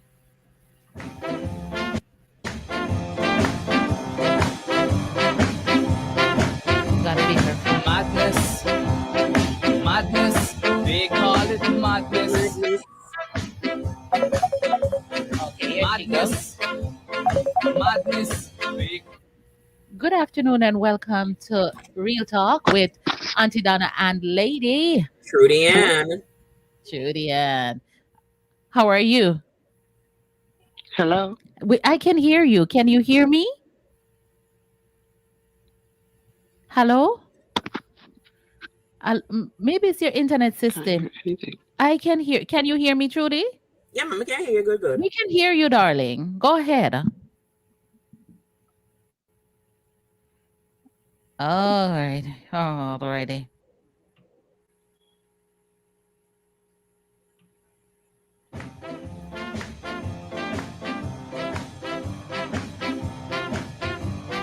madness, Yeah, Donna, it's a crab in a bucket madness. mentality. Uh, The crab in a bucket Having a mentality. barrel minute. Yes, because Yeah. as I said, I was listen, when you come from selling, like as for myself, a market gate me used to sell okra and all of them something there. Here she comes. Let's see if this works. Good afternoon. Hello. We can Good hear evening. you loud and clear. Are you hearing us now? Yes, I am. Good afternoon and welcome to Real Talk with Auntie Donna and Lady Trudy-Ann. Judy-Ann. Welcome. Mhm. Okay.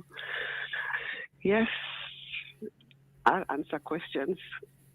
You'll answer She sounds questions? stressed already. She sounds stressed already to share the After that, story. I left. I went on a trip to Florida Uh-huh. for um,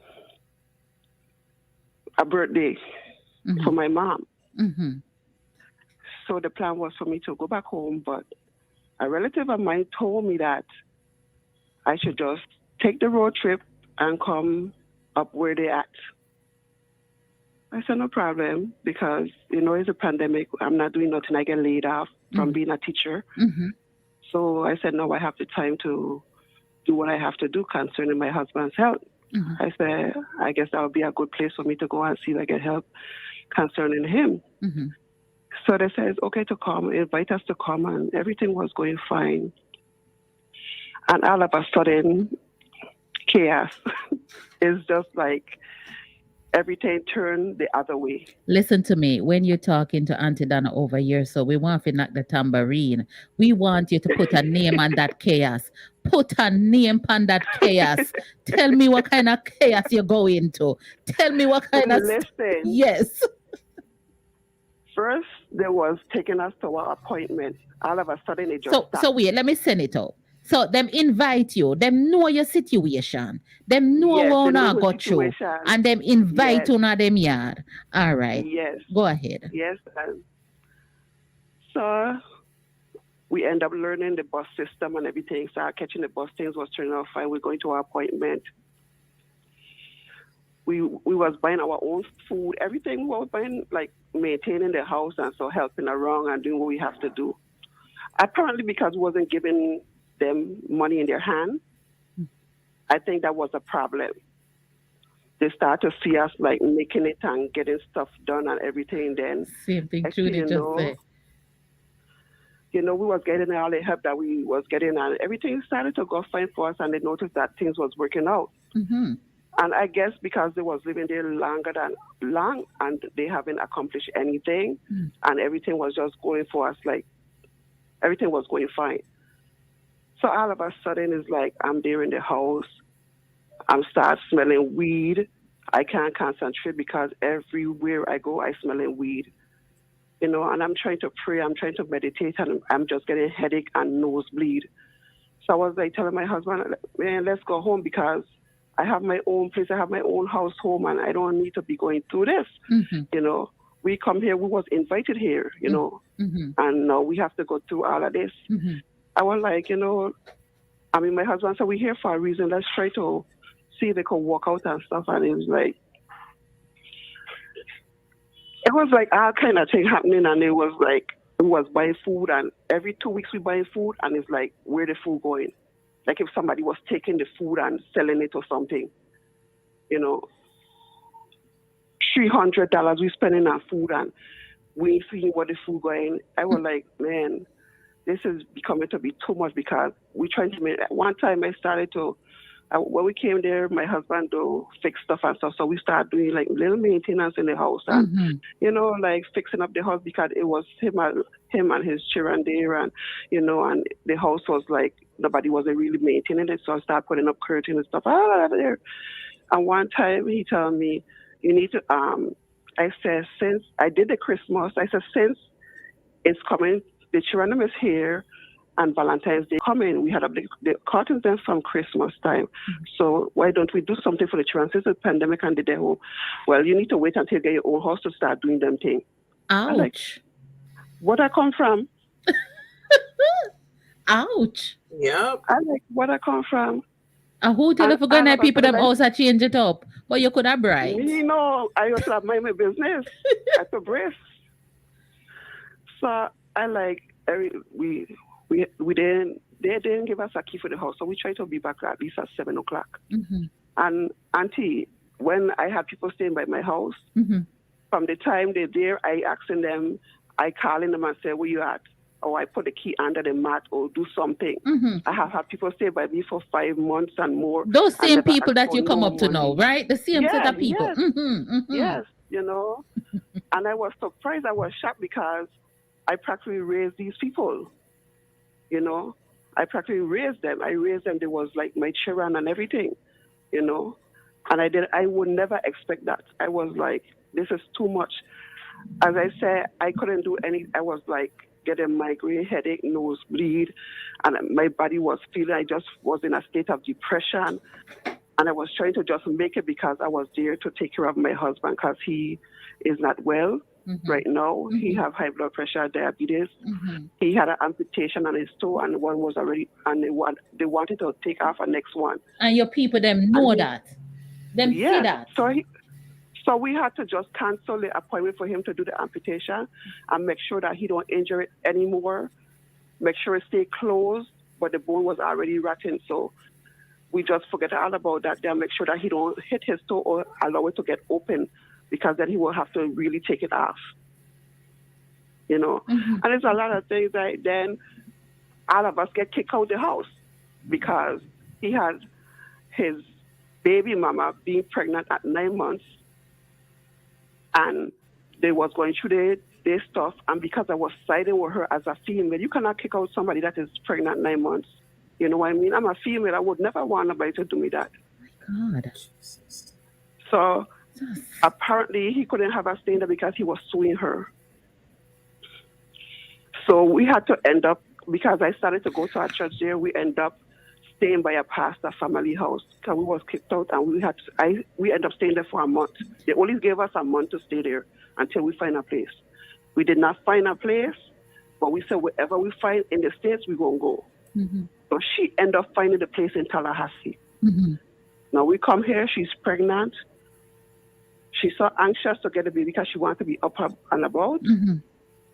It's like she went and drank something and end up going into labor in the middle of the night. My God. I hear the person calling out. She was in the shower. That girl was crying out for help. I'm sorry.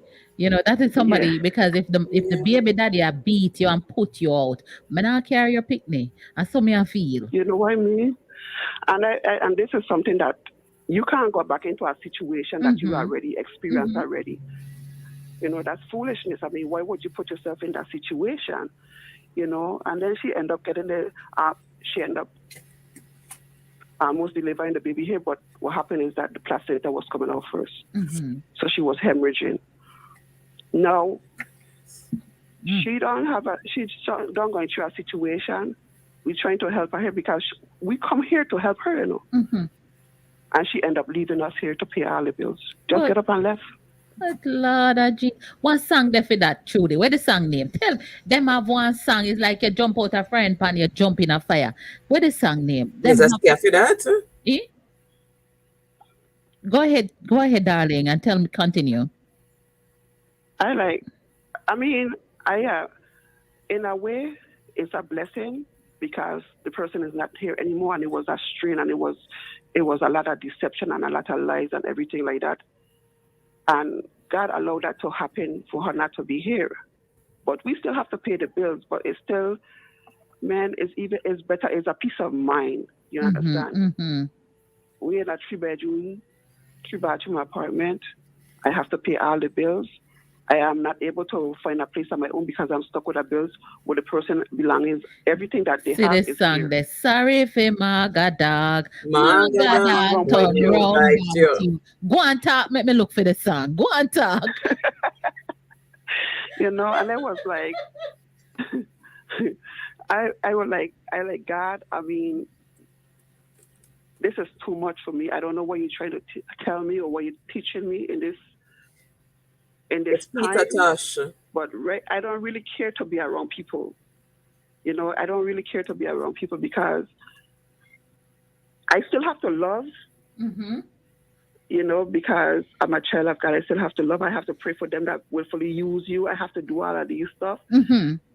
And I just asked God to give me the strength because I could already lose my mind. You know, I could already lose my mind from everything that was going on. You know, from having nosebleed, from having my body go into shock because I left from a warm place to a cold place. You know, even though I was feeling depressed, I used to have to force myself to get up in the morning and try to take care of my family, you know. I just was asking God for that strength, you know, to help me to keep going on. Because, I was saying, man, if somebody had tell me that if I leave my house, that I would have go through this, man, I would have been so grateful. But I said, thank God. I have to say thank God in the good and the bad Yes. because I always look for my blessing. No Wow. matter what I got through, I always look for the blessing in it. My I God. always look for the blessing in it, you know.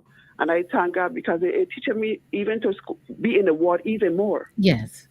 you know, to stay in the word, My stay trusting God. God, Yes. you know, because He gonna make a way. He promised to never leave me nor forsake me.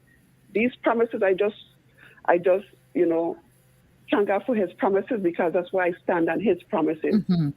Because man, I already just, People know you right. know, People know right. Well, I want to thank you for sharing your story. And these stories is helping someone tonight. And it is teaching someone tonight how we are or ought to be, because I want to play this song. Sorry for Magadog. you're Magadog, not turn turning around. round, bite you. God bless you. That's how it'll Thank be. you. Yes, Yeah, Good good yes. night. night. Night. Good night.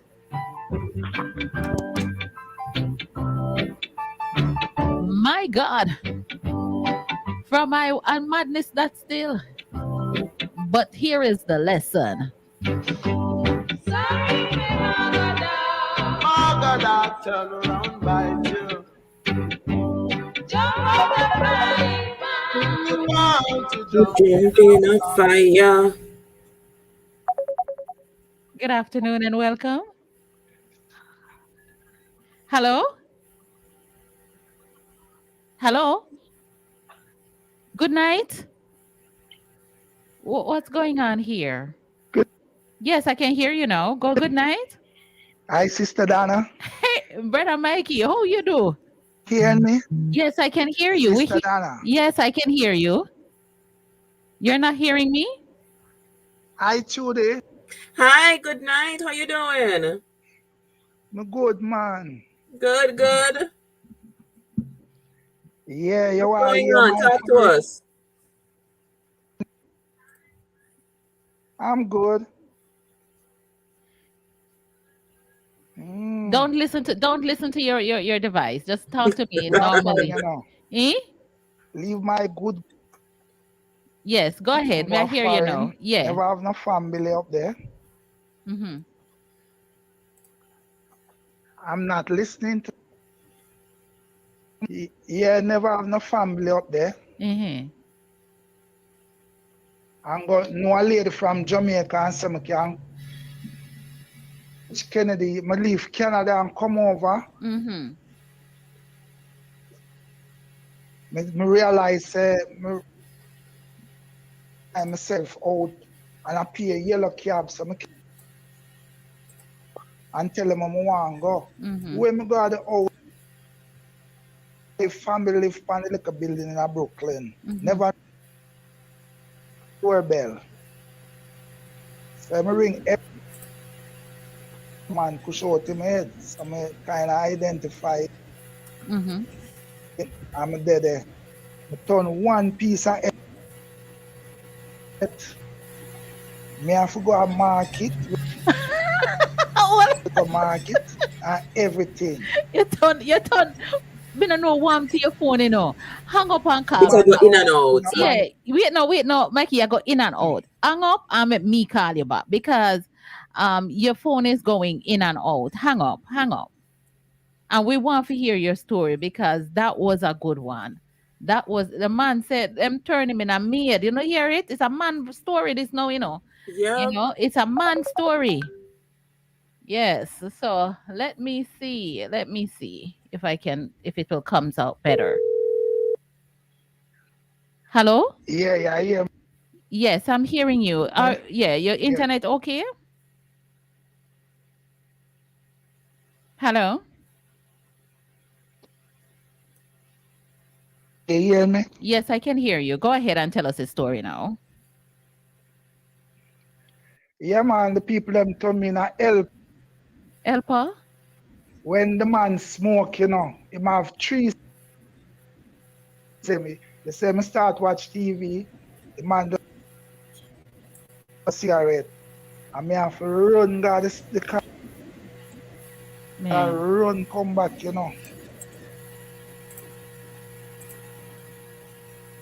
Yeah, me have to run, go to the corner. and back. That Anyway, I must be his moved back internet. from Yeah, that must be the internet. Which him phone are do you? Hold on a sec. demolition. Hold on Like a when him second. start Mikey, hold on. Hold on a second because him get he's off not him get hearing. Can you hear me? I'm gonna hang up from him and see if he can call. Let me play a song because I mean, when we hear from a male perspective, it's level out the playing field. Yeah. Hold on, let's do madness.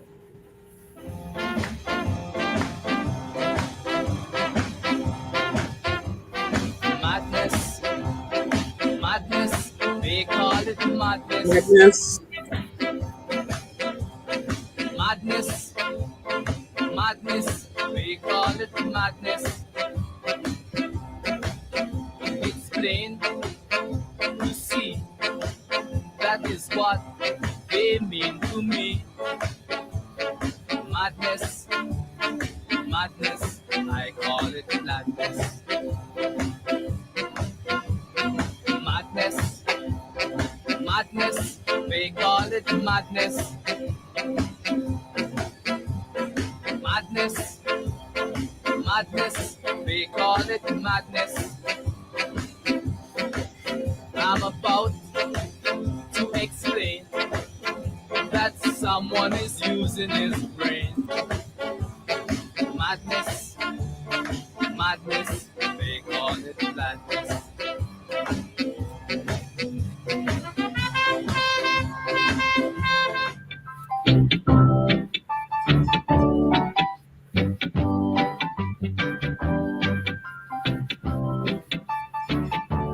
This is where we were.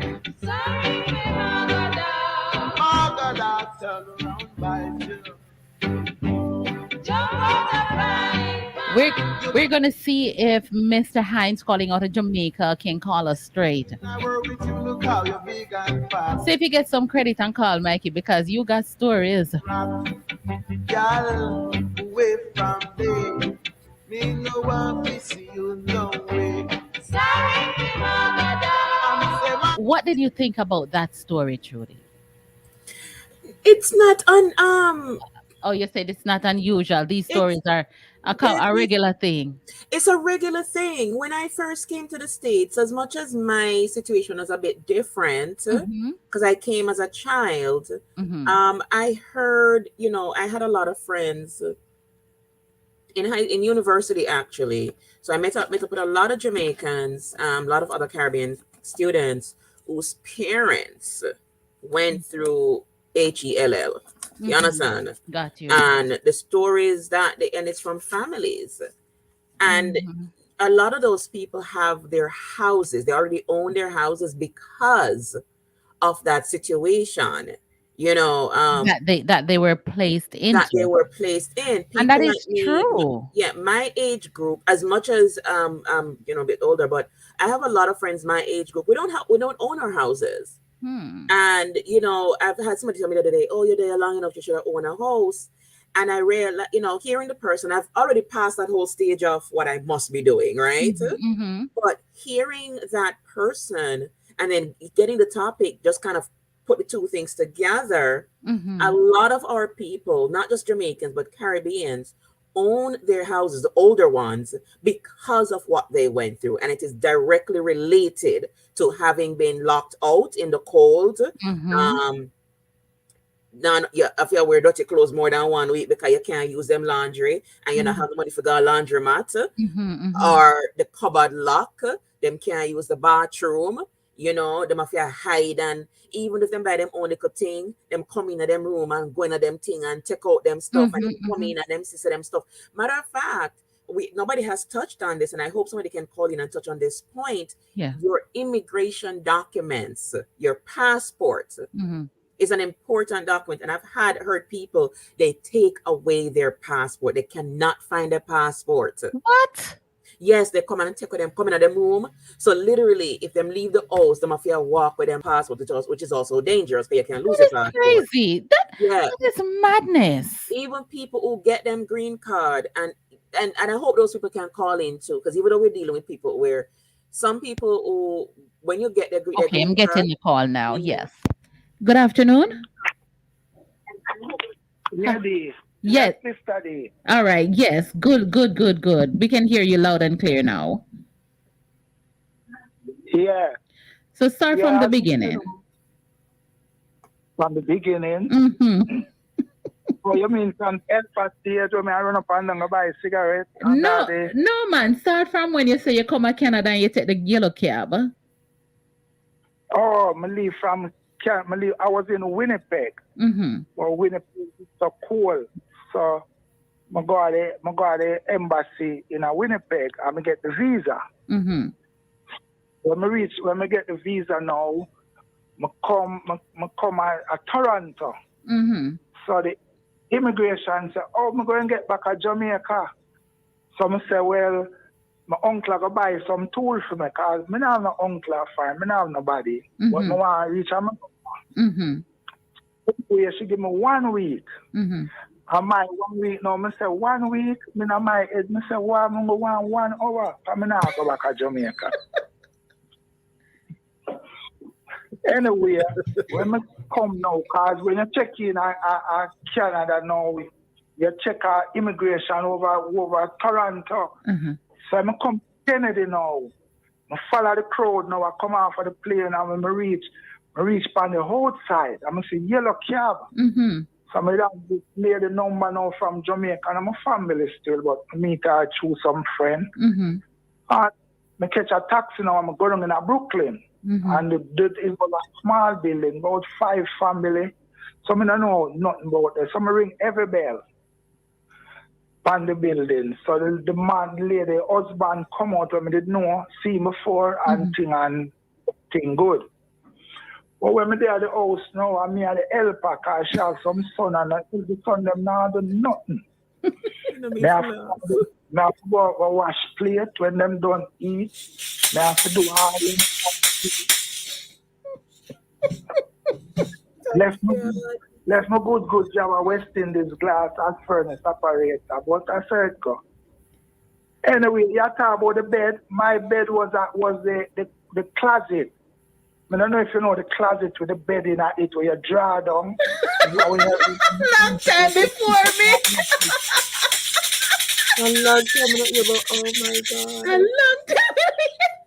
So you're bedded in at the wall. Yeah, you draw down and when you're ready, you push it up back and it just lock up back and you can't see. You know? Mm-hmm. Anyway, the man now was a man with the contract work. Mm-hmm. So when him do know, him get the job now and him get the first part of the pay and him now get the rest of the pay till him done. Mm-hmm. So when you work, you work till hours a night and things. What the wickedest part I when we get my pay and the man borrow back my pay from me and I have to let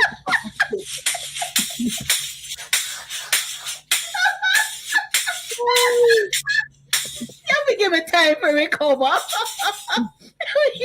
You mean him pay you and then him borrow from you. I'm never afraid. I have to let him back the pay because I did some relief and I have nobody. Mm-hmm. And I did there all the AMRO with paint and them things there. Very hard work, man. Mm-hmm. And things. To buy me like a grocery, spend a little $20 and $50. Them have a little cupboard on the side.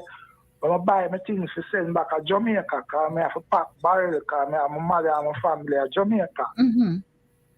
Because stop one day, after all these things and all the man there somewhere, I get my son get me a job down at the hotel in front of Madison. Mm-hmm. What we do now, them have like Stout Gate, couple hotel them it have. So we go down at the place, go down in our meet down in our place, down in a Manhattan, and then pack you up in the truck and distribute you all over the place, Mm-hmm. And then work there.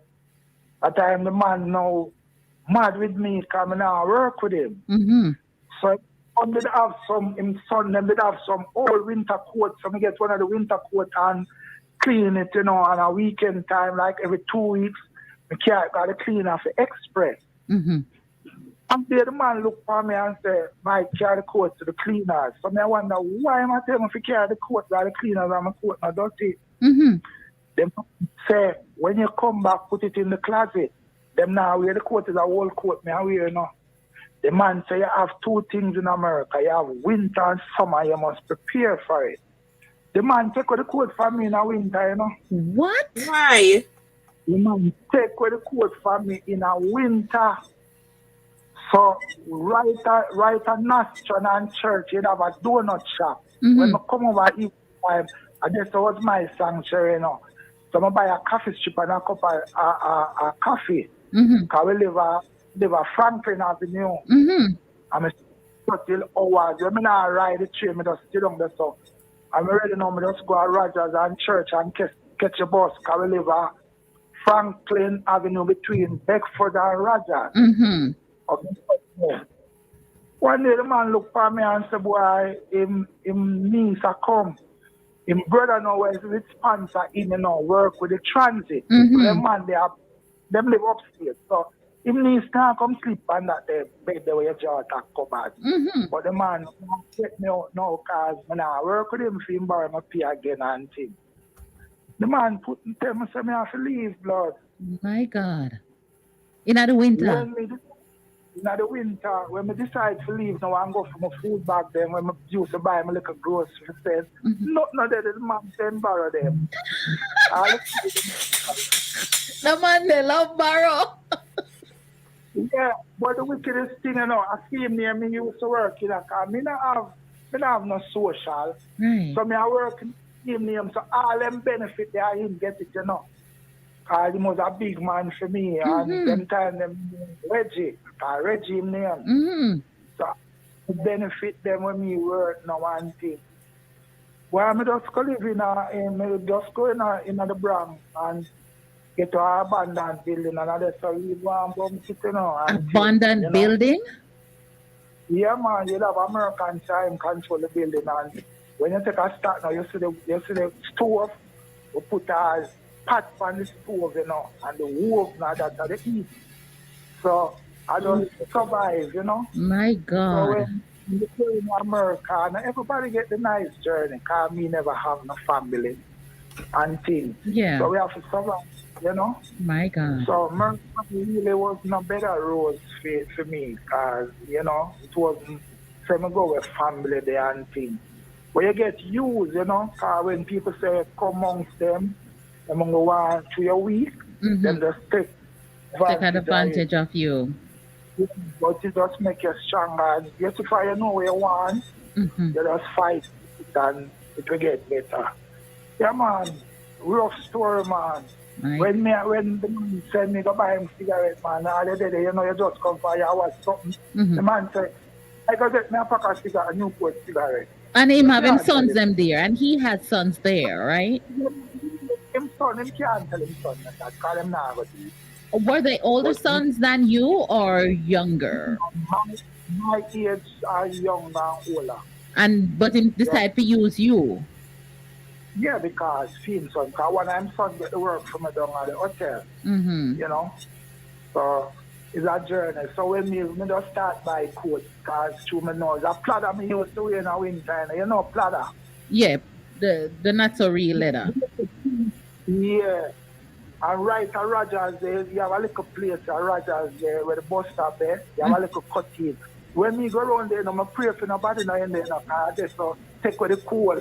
Oh, God. Them there.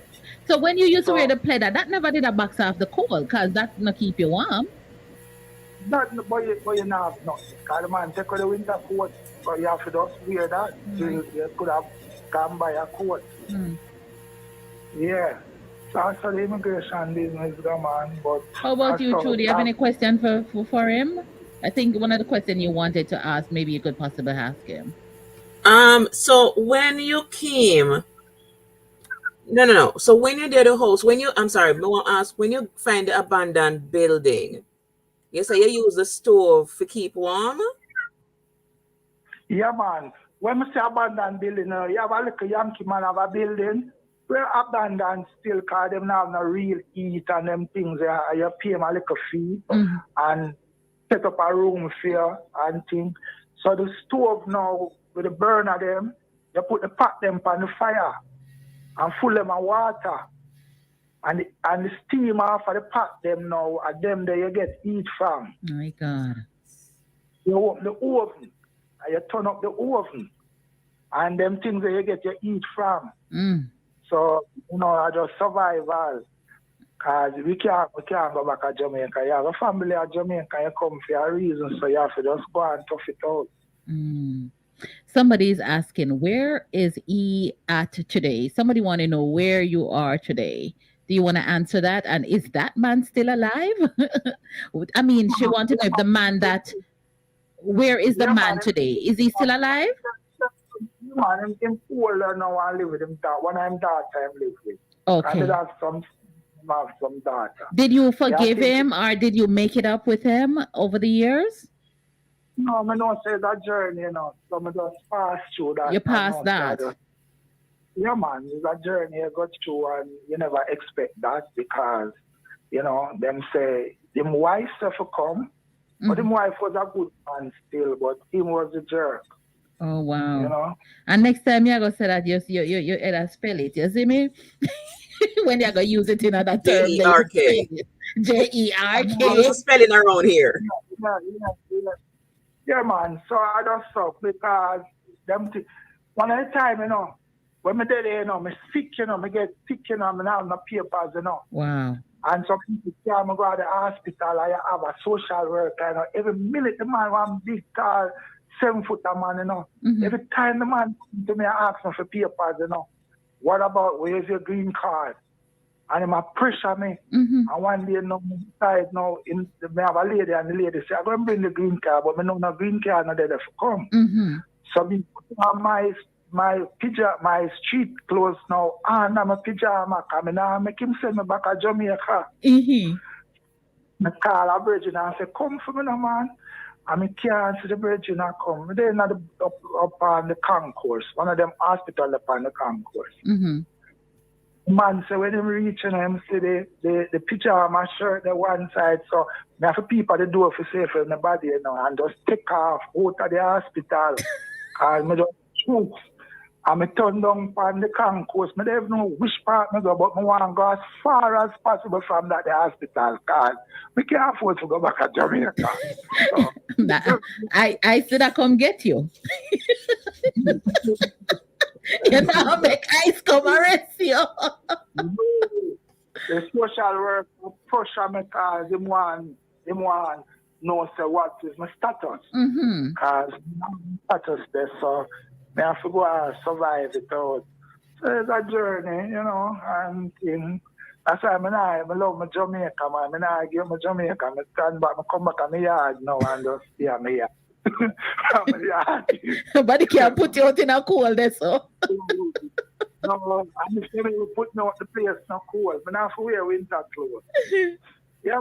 Wow. Well, that's an amazing story coming from a male. You have people who take disadvantage of both man and woman in a foreign. Them tell you to come. Some of them know the pot start get smaller. Mm-hmm. And them eat when they eat, and when you come home, no food or dead, because them eat already on the road. Mm-hmm. So there's the tribulation, Yes. But it's life, everybody have them challenge, and you go through things and you learn from it and you get stronger. But for your focus and you have your goal when you want, and come to America for your goal. Yes. And I say I will stand up and fight for it and whatever means, and it work out. So for those of, you have some people here worrying about you, like, they're saying good for him, forgiveness, that they realize. And what you actually taught some people today is that whatever it is that we're going through, it's part of our journey. How it's a renewing of your mind and how you see it. If you don't see it as a journey, you will get stuck and not be able to get to your destination that you were created to have. But what you have taught even some Christian today is that not to hold on to things, just move on from it and just do better. Because you see, sometimes if you hold on the past, it keep you stagnant, Yes. So you have to say And all our way of journey, some have it in a different, it come in a different form because everybody have a story. Not care who it is, them have a story. Some people afraid to share them story. But the thing is about it with sharing a story is when you share your story, you loosen it up and you can talk about it or you can ask about it. And that's why we agree, or why we're here, Lady Trudy and ourselves, giving people the platform to share their story. It will, some stories will make some of us uncomfortable, and it will possibly, irritate our memories where we are saying, God, me never did want to remember that one day. But, don't think of yourself alone in this equation. Other people right now is experiencing the same thing. That, and how many years ago has that been, Mikey? This was from 1980. Come to America 1980. Leave Canada 1979. So that's about 40 odd years. Come on. Me not even did born them time there yet. And them something they still are going. Yeah, man, it's been going on before that, and it not stop, Wow. Because even the other day, I come up and I have a good friend, I come to my house and everything, and we spar, and I go up to my house to spend some time, and I leave. And the man I tell me, say, anyway, me I go, me have to tell him, and I say, but the other.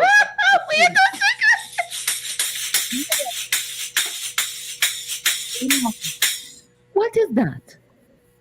The man come on my house and I share my place to be my everything. And a matter of fact, to tell you the truth, they say when I look at place and I will come drive. And I said, no man, may you live good man, come in man. And when I go up, the man meet in an accident, and I come from work, I ride King's Highway on the South Shoulder. Some little youth cross the road, I lick him down. And I tell her, say, I do everything. I cook for him, I do everything, and treat you turn helper all over again. No, but true, I just do it for good deeds because I'm a virgin. Right. And I'm going to go somewhere and come back and tell him. And the man said, if you don't go with son, just tell me so. And I said, but what you want me to do? Because me plan for if you tell me to leave, But I go to the airport because I know the airport open 24/7 because I come back on my yard. So I just two day, man, I just leave. But I show you, say, when you stay a certain way, people still want to deal with that way. I don't know if it's a mentality. I don't know what that is. I don't know. It's the crab in a barrel mentality. Once again, it's you are not expected to reach anywhere more than them. Right? It's a crab in a barrel. I think it's a crab in a barrel mentality. And this is also goes towards how people think of their own Jamaica. And it's not just Jamaica, how people think of Ghana, Nigeria, Ukraine, Russia. Those are all immigrants and they all come here with the same stories. It's not just Jamaicans. You hear on the news, I mean, I haven't seen it recently, but when I first came up on many years, you would find police finding a young girl in an African home that was kept in a basement. And these were African families. Or a Ukrainian young lady who was kept as a maid in a cage in the basement, in a damp basement, while she has to get up at, and even more recently, because, we try to help people with jobs in certain situations. And I had a young lady who called me and said to me, she said, Miss Trudy, I had to leave the job because they were wanting me to wake up at 5 in the morning and I don't go to bed until 11 at night. And they only wanted to pay me $300 for the week. All because she never had her papers. And even people with papers get these horrible treatment. And what's sad, it's immigrants treating other immigrants this way. So it's a crab in a barrel mentality. And it's everywhere, It's everywhere. It's everywhere in every organizations, every country, wherever people are, it is there everywhere. In France, there's a lot of news coming up. You, man. Yeah. Well, you'll be surprised how some people treat you. Them come to Jamaica, you pamper them and you do everything for them. Yeah. And when they reach America, them deal with you like, wow, oh, this. And you wonder, say, why, you know? But Well, I the don't know. reverse is the same. Like, the last time I went to Jamaica, it possibly was my best time. My husband and I went because we have often thought when we go to Jamaica, we don't get the pampered treatment I hear people talk about. I don't know if it's because you go around family, you know, previously, or because we have a home they think we don't need anything, but we really don't need anything, but it's how you treat us that makes a difference. Because if you come to my house, you will not have to cook. We're gonna cook, we're gonna make sure that you're all right. But me not there Jamaica, we go Jamaica and nobody not invite we over them house for dinner. Nobody not cook and invite we except Darnell Moore, in case you listen. But and Barrington. If you come and your husband, I may invite you over for cook. Yeah, you will cook. You will cook if me and my husband come. Yeah, man, and the kids, the whole family can come. All right, I'm going to take you up on that offer. Definitely give you a call. So, you have any more stories to share while we move on, or any encouragement? That anyway, people have to just focus on what them is all about. Cause you have to know what you want. Mm-hmm. And if you don't know what you want, you're going to all over the place. So just focus. And as I said, journeys are everybody come feel a different way. Some people get it worse than me. Problem is I help them probably have to do something where, the bad. And so I just life and I beat it and I give thanks and just know so you're there if you can talk about it, you know. Mm-hmm. So, anyway, Miss International, bless up yourself. All right, thank you. Thank you. This thing I follow me all over the place. It looks so. Well, called me personally and said, Miss International. I was like, please, this is not a thing. It is not a thing. Madness. What a madness. Natalie Moo Young says she come. She want come to Jamaica with me when me I come to your yard. Madness. Madness. We call it madness. My God, we hear from a man, a male perspective, but there was something that you said you wanted people to call on. And look, before you know it, midnight is here, because it's after that the double the acoustic number. It's after 11, Judy. Yeah, I know it is. Yes. So what is it you want somebody to call and discuss? Say if you have anyone listening who would like to call in. Yeah, I think we wanted to call people to call in if they have had any situations of like what they had to go through here in order to get the green card. And I can kick it off. There was a woman who she got married, and it was a business marriage. And look, I tell people, I don't encourage it, but do what you want to do what you need to do, right? Because we're all here to so-called get a better life. But she did a business marriage and it was agreed on. It was a business marriage and he got paid and everything. And the day before the green card interview, he came to her and said, for me to go to the interview with you tomorrow, you need to have sex with me and two of my friends. Hey, Jesus. Wait there. Make we recover.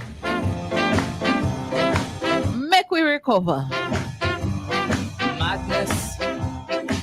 Great madness. We call it madness. Me need to recover from that. Madness.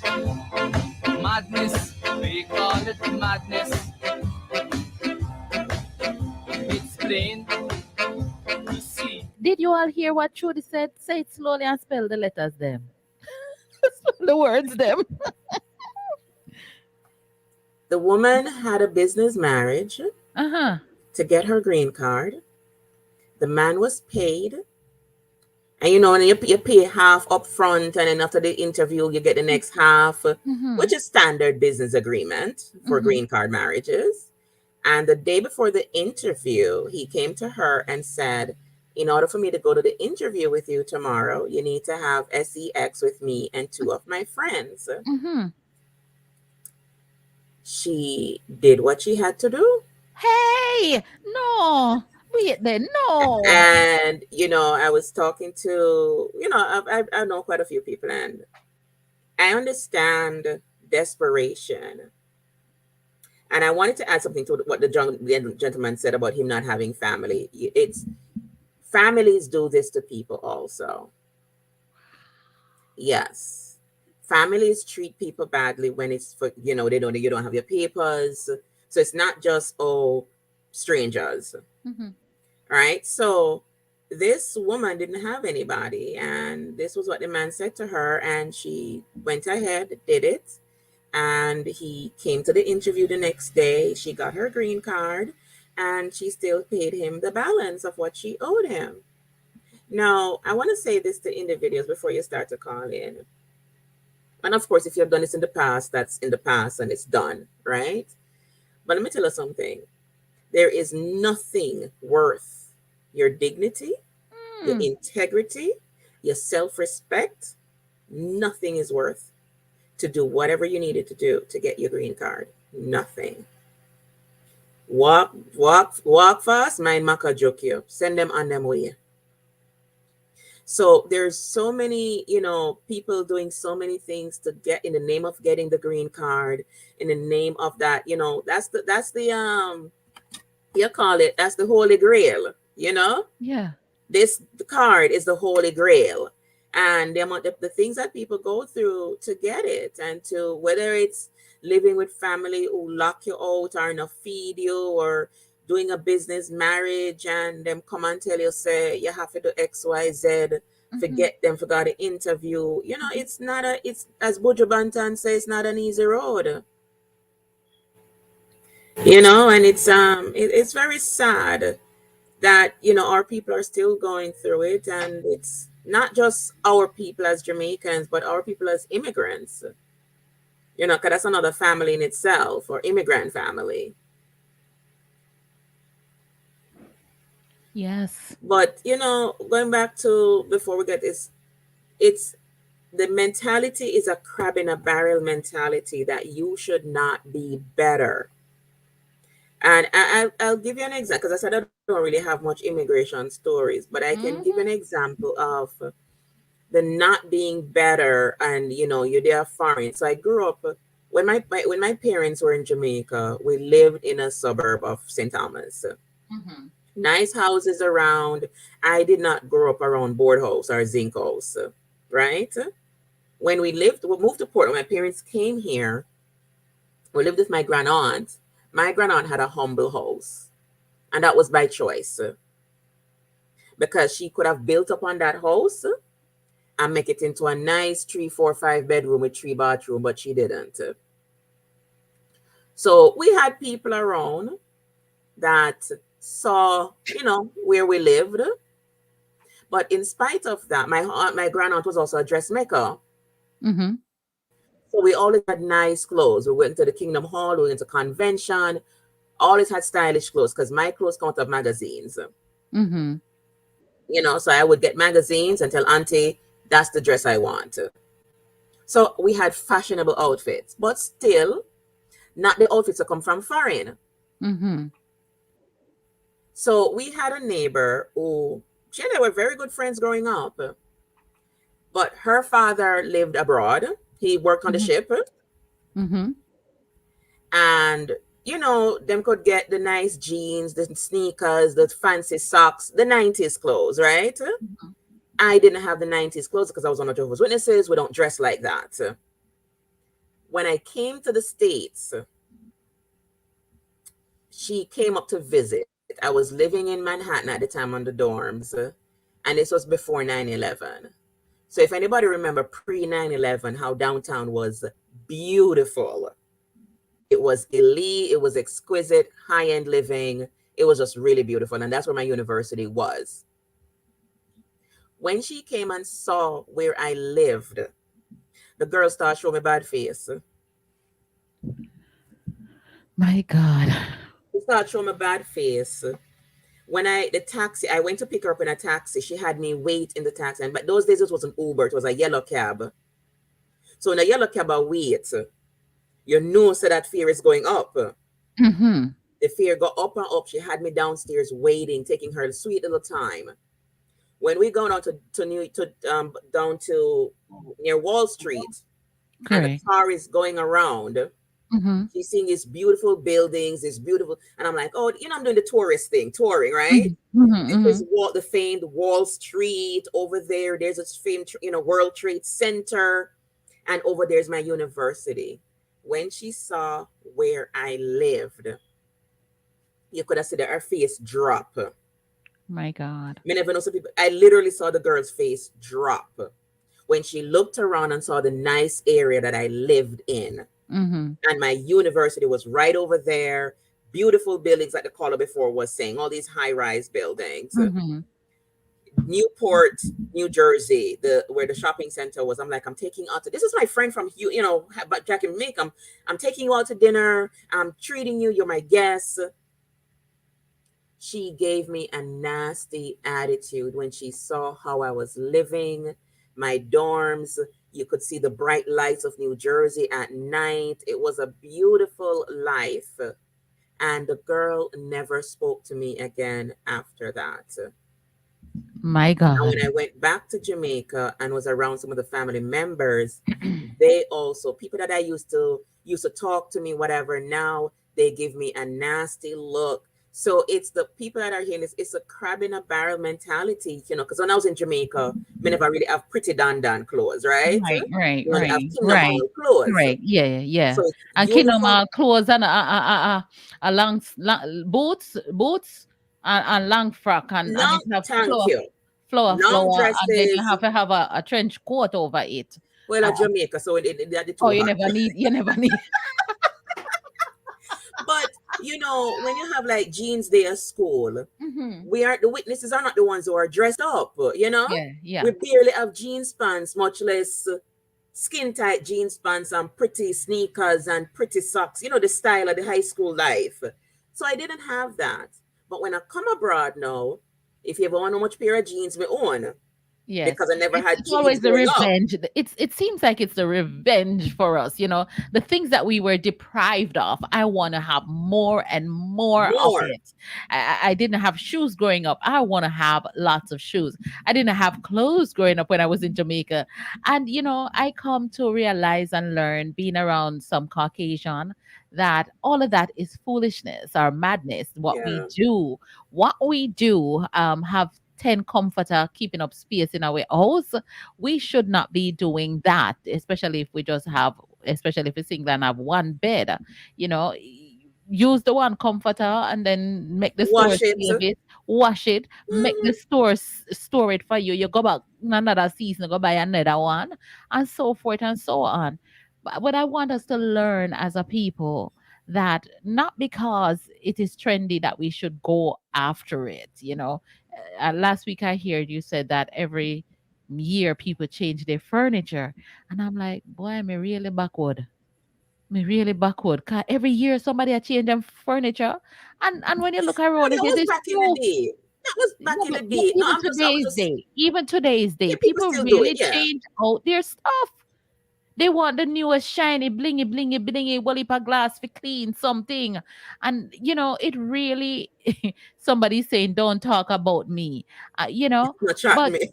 Yes, yeah, we are, we are chat you, not chat you you. know, But Donna, yeah.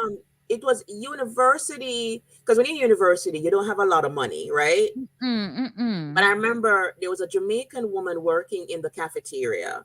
Nice woman, and she was older.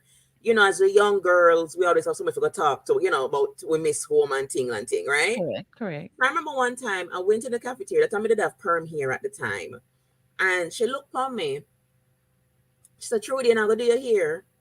Because I was about to go to Jamaica. And so she knew. Do your hair. I said, you mean me not do my hair? I got my yard. Where you wear go down? I said, one nice, just one simple jeans pants and my slippers. My nice sandals. And a top. And that's how we go down? I say, yes. When I'm a yard, me I go. Somebody will come pick me up, even though we go straight on my yard. No man, me I forgot do me here and get the wig and buy up this and buy up that. And we would literally see. I remember times when that Air Jamaica was in Mhm. was around. Operation, yeah. Yes. And I remember being on the plane and Jamaicans them dress to the nines. Let me tell you I got something. them yard. Let me tell you something. I am one that likes to dress when it not have nothing to do with even airport. If me there me yard, me still I dress up anyways. But me just feels to say, oh, you present yourself, people treat you that way. So I would dress to go. I used to love to see people well dressed on a plane. To this day, let me tell you something. Because of how well dressed I was, when I go to check in, them automatically put me in a first class. Me used to fly first class free because they think me as smarty. No, dressing nice is okay. Yeah. But what I'm saying is back then, people you talked about you were talking to Carla not too long ago about the gold chain and thinking Yeah. oh things, we get gold chain off of the street or whatever it is. That's what I'm talking about. I Mhm. remember, and this is a joke we had about the Oh, that talking about let me before I forget it, truly. People need to call and say if you did get tricked when they just come out of the country. If you did get tricked with a gold chain, well, we want a rope chain. When you go home, you buy the chain, and when you go on, it turn black. Me get tricked. Me did get tricked. you know why some people running to come a foreign? It's Yes, because of how Jamaicans here present themselves when themselves they back go back there. Yeah. home. Mm-hmm. No, there was an email. Like I said, that person in the cafeteria told me, "Oh, yes, I forgot to dress up and da da da." I'm not talking dressing nice to go home. That's Mm-hmm. you're Mm-hmm. just nice to go anywhere. But Mm-hmm. it's to go and buy all these expensive things to put on. Like it's like yeah, no Christmas post. Mm-hmm. Mm-hmm. You dress like Christmas post. That's Mm-hmm. exactly how them a dress up and the this and the extravagance, of extravagancy of dressing to go home. Mm-hmm. Mm-hmm. So I remember there was an email that was passed around us as Jamaicans, and the email said how to be a Jamaican when you go home, Mm. right? And Mm-hmm. hear this now, you're gonna take out the tambourine and start to knock. So have it ready. Me have it. So when you go home, Mm-hmm. you rent. So we are rent Androids, right? So Right. you rent an iPhone, Hey. and then you tell them, say, yes, man, me just upgrade. So you did have a little flip phone, but you upgrade to a rented iPhone, but them don't know that. Them only see the iPhone and you come down with. Mm-hmm. You tell them, just buy a new car, Yes, the car new because you never did have it before, but you upgrade from a 1984 jalopy to a 1985 jalopy. Uh-huh. You just buy a new car, but at the Sure. same whole jalopy. Uh-huh. Them a Jamaican don't know that. They only hear new car. Yes. Oh, I just moved into a house, Mm-hmm. You move from one basement to another basement in another house. Yes. But you just moved to another house. Them a Mm-hmm. Jamaican don't know that. I just changed jobs, and I'm making so much more money. Of course, making $10 hour is more than making $5 hour. Of course. But them not know that. To them, you're making how much $100 an hour, and right? And you rent all your clothes. Back then, you could rent a phone, you could rent clothes, Mm-hmm. rent chains, rent earrings that you can't afford, and you go home. So it's like people back home don't know that you just upgraded from a 1985 jalopy to a 1987 jalopy. You simply said, I just bought a new car. And that is something I don't understand. Why would you go and tell somebody in Jamaica that you have this, you have this, you have that? It's I the don't get mentality. it. I Think I about the don't. song. Do you remember the song where Bojo sing Deportee? Send it on back in a one pants. Things change. Things No one change. there? Yes. Well, take it some garment. Otherwise known as Buju. Anytime you go for it, never you dare choose to. Don't mess with me, Trudy. Don't mess with me. What you know? Pull up Yeah. quick. Things change. No one who sees a life hard. You never used to say no money come my yard.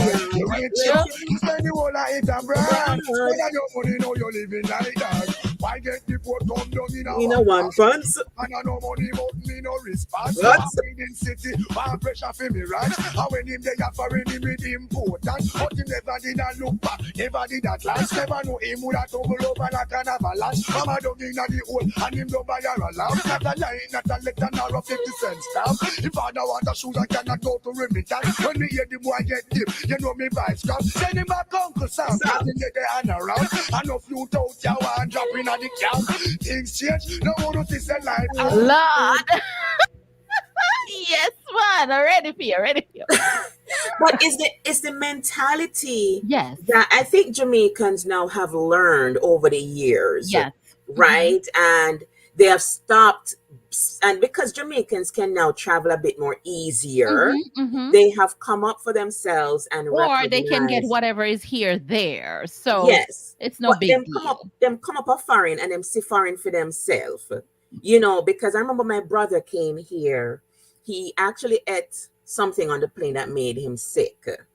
And as soon as him landed, he made up right in the hospital. And I was there with him, and there was a male nurse. Now, my brother's a big executive in Nova Scotia back home.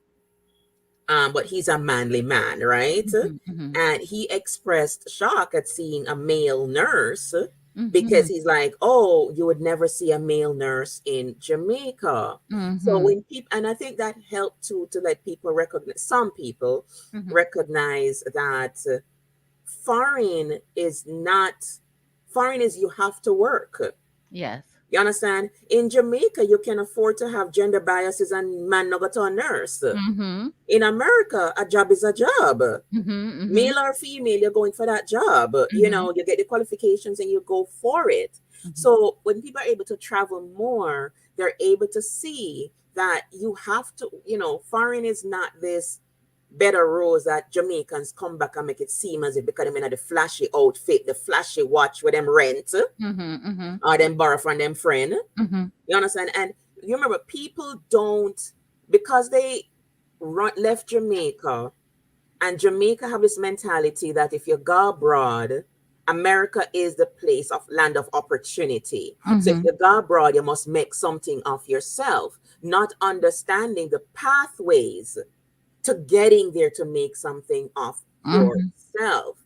And whether you have your papers or you're not, the pathways can be very difficult because when you come here as an immigrant, you're starting from scratch. You understand? And that is what Jamaicans back home don't understand. You're not leaving Jamaica and jumping into a 6-figure salary job right away. And that's why most of them fall into the illegal trades, the pitfalls, the drug trade, and the for the women. I didn't realize so many women that was here who were into prostitution, and them look good. Never know. When we see them dress up, I know this girl. She was dressed up going out every morning, and driving a nice car. And then one day she said, "You don't know what kind of work me do?" I said, "No." She said, "Me KETCHMAN." And that me do. CHMAN. We can spell, we can get it. And that me doing, my girl. Yes, me go over so and a KETCH. And I'm like, for real? And those are from those time I never envy any girl for what they have, because you never know what people have to do. I mean, I never grew up them way there anyway. I never have me never get that. You know, he is telling the truth. Great, yeah. Oh, Gracie says something. Oh, I tell the truth. Oh, your friend, right? So I never. My friend tell the truth. I think it's Mikey say him that I tell the truth. Okay. Michael Lines that called in from Jamaica. My grandaunt and I said this last week about not learning every wisdom from experience, right? A lot of people, you know, like I said, will think, oh, you're acting like you're better than, you're acting like whatever. And I was like, I avoided certain things because my teachers My teachers in high school, who saw that a lot of us didn't have parents around, became our substitute parents, right? Wow, So that's they would great. be with us outside of classroom time, Yeah. teaching us about life, teaching us, because they have some of them have traveled, Mm-hmm. right? And they would teach us. Like I had one teacher when she heard I was going to the Bronx, because back then, and then people don't know much about the Bronx; they only know South Bronx, right? Mm-hmm. She's Mm-hmm. like, Mm-hmm. "Oh, be careful, you're going to the Bronx. Be very careful." And I had another teacher who would tell me, he said, "Never envy anyone for what they have. Mm-hmm. Satisfy with what you have. If you can't get something, if you can't work and get something, Call leave coming it." in. Mhm. Call coming in. Good afternoon. Hello, good evening. Good evening. I want to share something. I'm not sure if it's in your guys' lines right now, but I'm listening and I wanted to just share it. Absolutely. Go Nice to ahead hear. Go and ahead. share it. Husband Hello, calling in. Trudy. Hi, good night. He didn't call you Yes, good international. night. Thank you very No. much for that. So years ago, one of my first trips back to Jamaica, when I had the green card, Mm-hmm. we went and we spent maybe 3 weeks. I can't remember how long it was, but the It boys was were 3 weeks. babies. Yes. Yes, the boys were babies, and the flight they kept putting the flight off. There was something wrong with the plane or something. Every time we went to the airport in Kingston, they would delay the flight or say the flight is canceled until another time. And when we finally got the call to go to the airport, we went and we checked in. And you go to the check-in counter. It was me, you, the two babies. They were antsy, they were fussy, and of course we were frustrated. And we gave the lady at the check-in counter the passports, all the passports with everything, and she checked them. And you know how they check everything and then put everything in the book and fold it and give it back to you. Mm-hmm. That's how she gave us the book, Mm-hmm. the passports.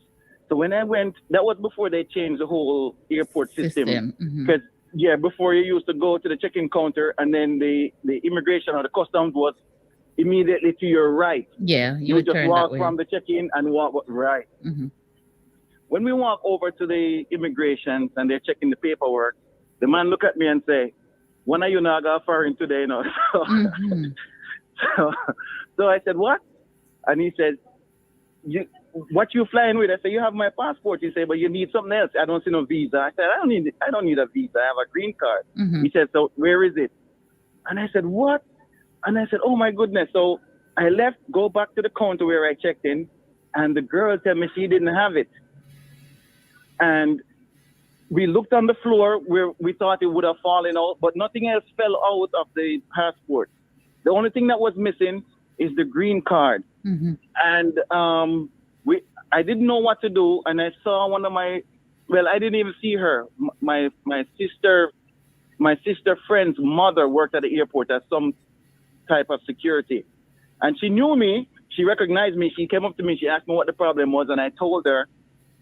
And she says, "There's nothing you can do, because if you don't have it, you can't go." And I remember my mind just starts spinning, and I remember thinking then, how is this going to work? I'm going to get stuck in Jamaica, no way to get back, And we went back to the lady at the check-in counter, and she was acting funny. Mm-hmm. She was acting funny. She wasn't quite sure if she gave it back to me or not. And then I didn't want to draw a crowd. I said, okay. I walked away and I kept searching the floor like a crackhead, looking for something that I didn't lost, And we searched and we couldn't find it. And I went back to the customs, and he says to me, "You know what? You look like a good family. I'm gonna let you through. But if you get catch, don't tell me it's me let you through." Wow.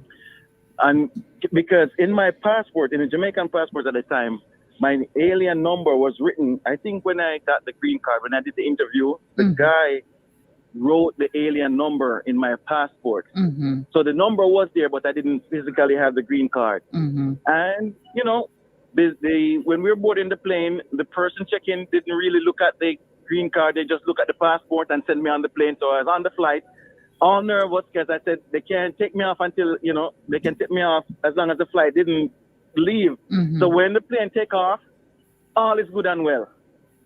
Now, I say all of that and left out this important part. We were supposed to come back to New York, but because something was wrong with the plane, they gave us a different plane, and this plane had to take us to Miami. Mm-hmm. Oh my God, when I went to Miami, I have this whole speech planned out, so I'm going to tell them about the green card. And when we go there to the immigration, and I said, hello, so forth, and I gave the man the whole story. The man smiled and he looked at me and said, "Don't worry, sir, we'll figure it out." So it put me to ease. And then he pressed a button and a red light came on over my head. Yes, I get you. Two men came out. These were two of the biggest men I've ever seen in my life. And they said, "Sir, come this way." And they took me. So, of course, we have the babies. And they didn't want you to come with me. And you couldn't keep the two babies. So I had to take one of the baby with me. And you kept the other one. And they took me to this room as if I'm a criminal. And they had me sitting in there with some other people who got caught with drugs and other stuff, And they had me sitting in that room for hours. I was hungry. The baby was hungry. I couldn't say anything. I couldn't talk to anybody. And each time I tried to ask somebody something, they said, "Shut up and sit down." That right there was something I do not want to repeat in my entire life. It really was.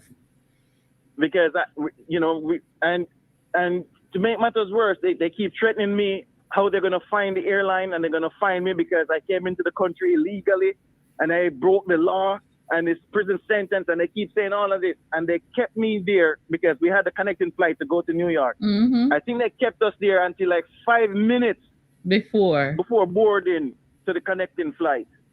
And then they called me up, asked me some questions that was on the forms that we filled out, mother's name and whatever I did on the original filing forms for the green card status. And when I answered all of those correctly, he looked at me and said, "I have to pay X amount of money." And I told him, "I'm coming from Jamaica off vacation. I do not have any cash." He says, "Well, we don't take cards here." That's what he told me. And they finally took the bank card, and then, they charged us, I think, $200. I can't remember how much it was, but they charged us some money that we didn't have left. And they send us away, and we had to run to catch the plane and all of that. But just saying that, I almost believe that girl at the check-in counter took my green card and put me into all that trouble. So I don't know if that fits in your crabbing apparel. It fits. It very much fits. Because I just said that, something else just come to my mind. It fits, man. It really and truly fits. It fits.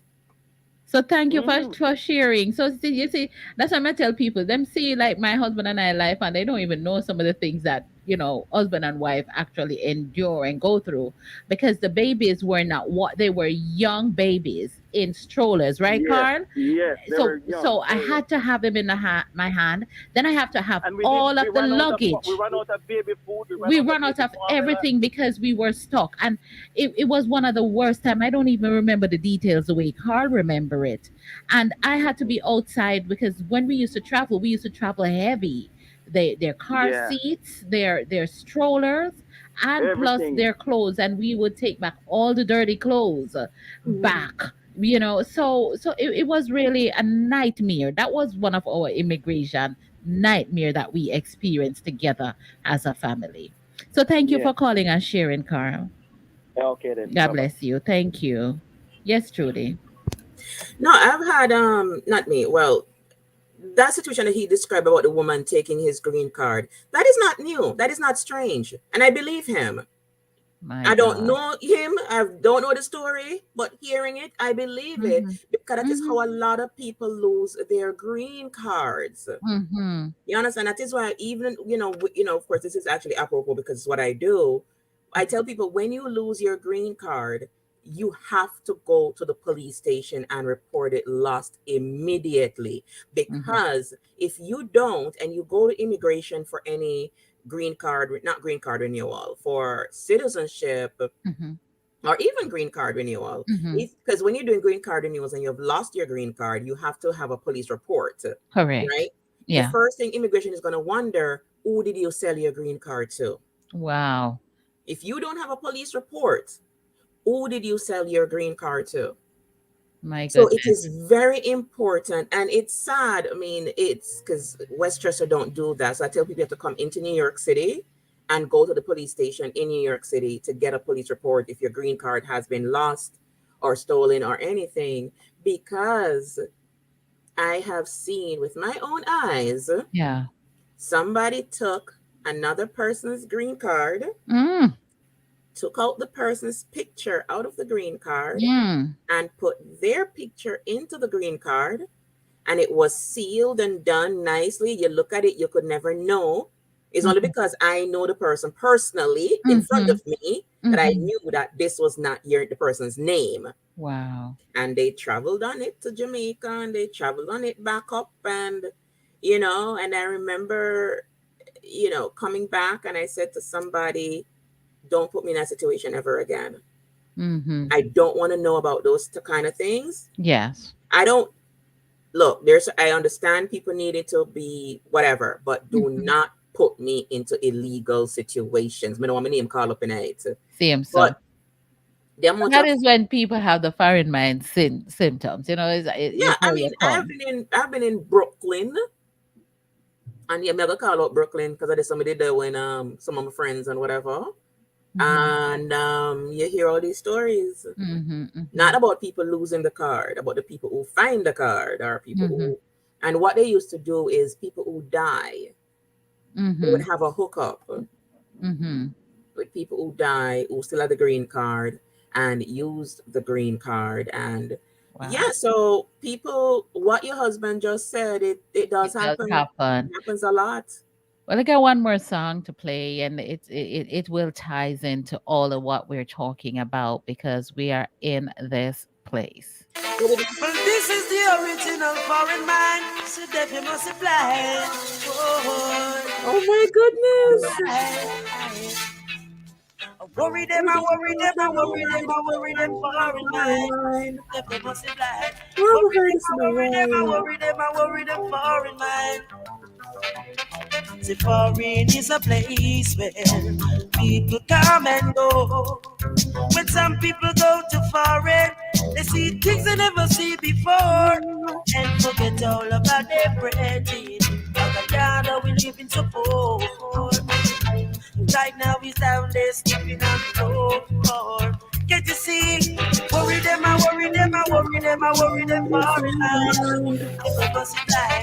Worry them, I worry them, I worry them, I worry them foreign mind. Look at me black, look at me shine. This is not a secret to keep in your mind. Michael Jackson sing the girl is mine. Johnny Osbourne sing about the rewind. Foreign them sell them and Jamaica sell lime. Now cook the soup without me have the time. Lord have mercy. It's all about the foreign minds. Yes, and they laughing. Good afternoon to you, Auntie Bridget, Council Scott. Thank you for coming. And those of you who are behind the scene, remember to like the video before you go. I am gonna finish with this foreign mind song because it's sort of tying everything that we spoke about. Mm-hmm. We're here. Some of us forget we're not even going to the barrel like how you used to pop barrel for With send the back Irish Spring.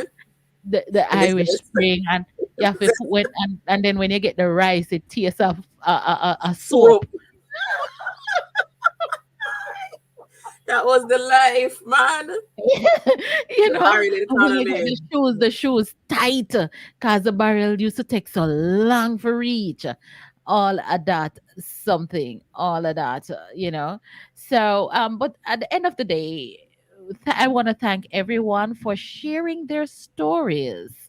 I've learned a lot. And I will look at people differently after tonight because as Michael Irons rightfully says that we all have a story. If we are immigrant, we all have a story. Some people will share their story, some people won't. Won't. And I want to applaud those of you who opened up and shared your story. And I want to, hope that those who are hearing this story will have a sense of hope that it is just a journey. If you're going through it as we speak, that it is a journey. because and you have to stay focused, remain focused and push towards your end, because that is my story. I came and I lived in a building, and I realized it wasn't my thing.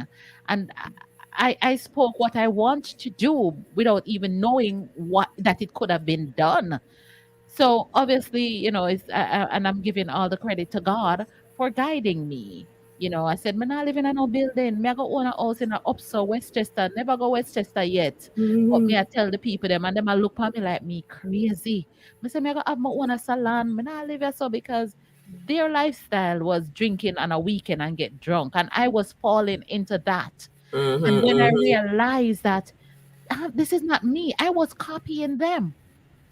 And if I had stayed with them, I probably would have been a You didn't junk reach right nowhere. now. I would have been a junk Mm-hmm. right now, live in a building, have a brown bag under me, under my arm, and still I eat Chinese food because it was Hey, nothing easy. wrong with Chinese food. Don't lick my Chinese food. Me just eat that for dinner last night. I'm gonna.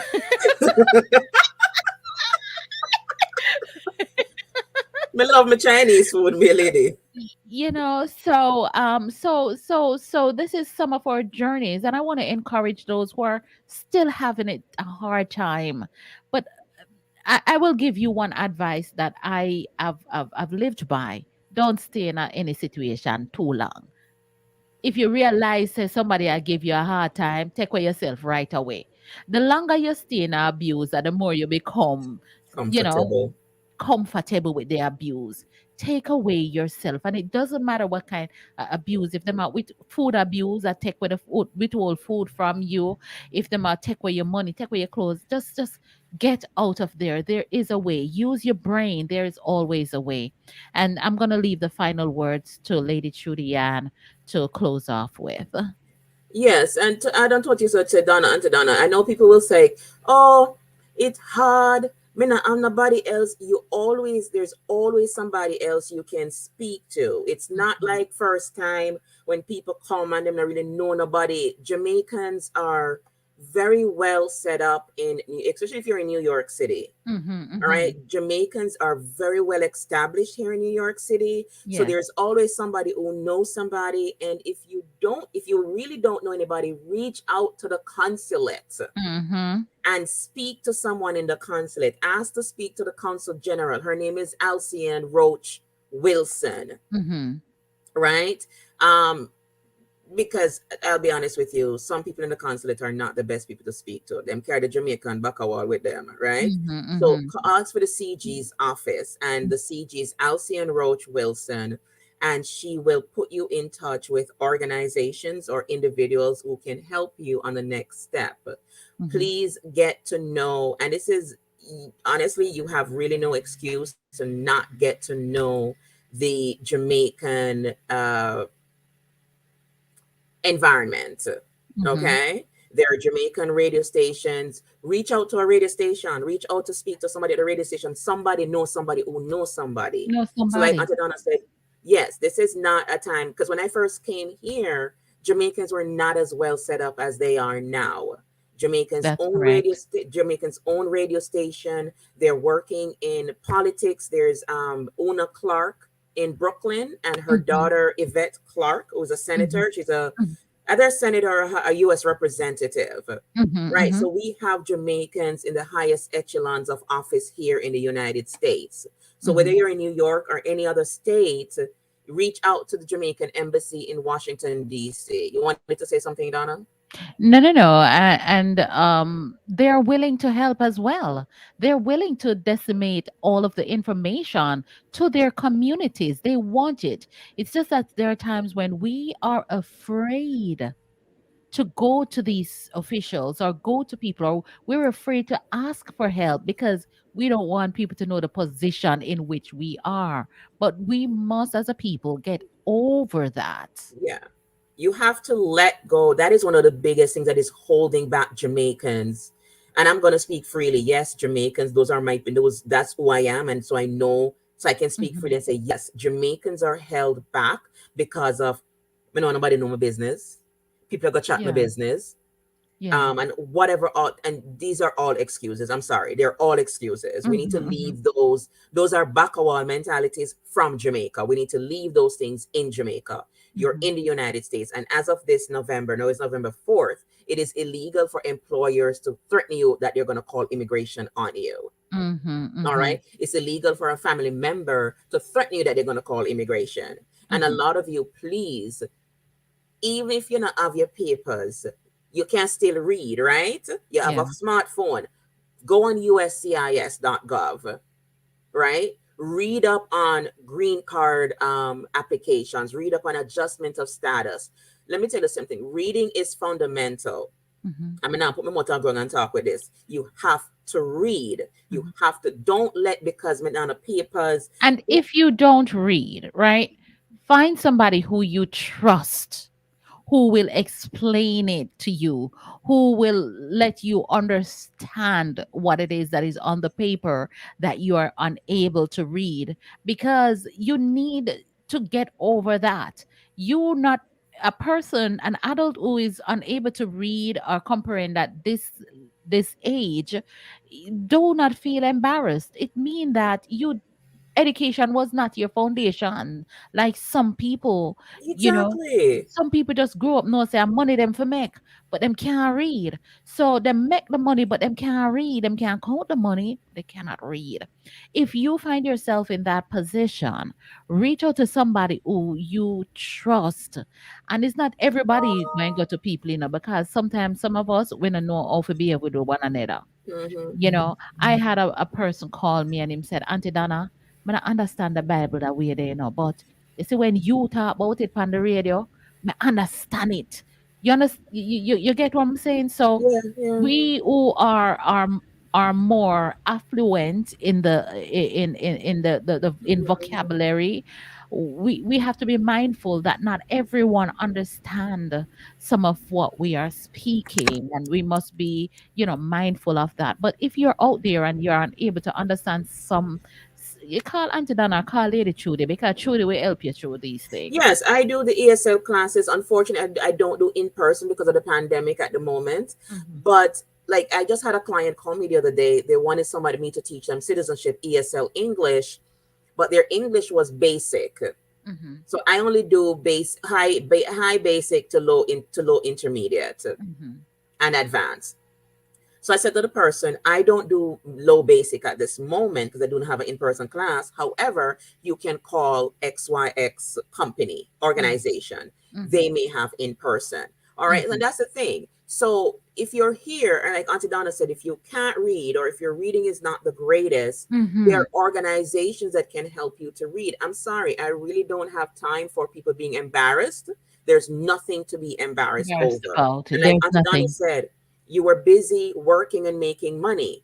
Everything is a part of life. It is not the entire life, right? So if you didn't go to school, that doesn't make you less than somebody who went to school, but you know how to make money. You understand? And this is where we're one hand wash the other. Everybody teaches everybody, but people are so, grabbing a barrel of holding on to information as if you're going dead with it. It's not going to do any good if you're holding tight on it. You understand?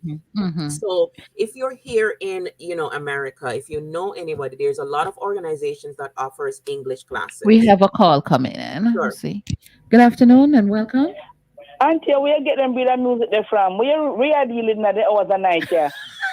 I know you're better to look about to go. Then look how long that the music is. They lick shot with them kind of music, them man. No, Auntie, man. But not done with. Then look how long is the music stop. She must have done delayed. Auntie, I love Mikey's story.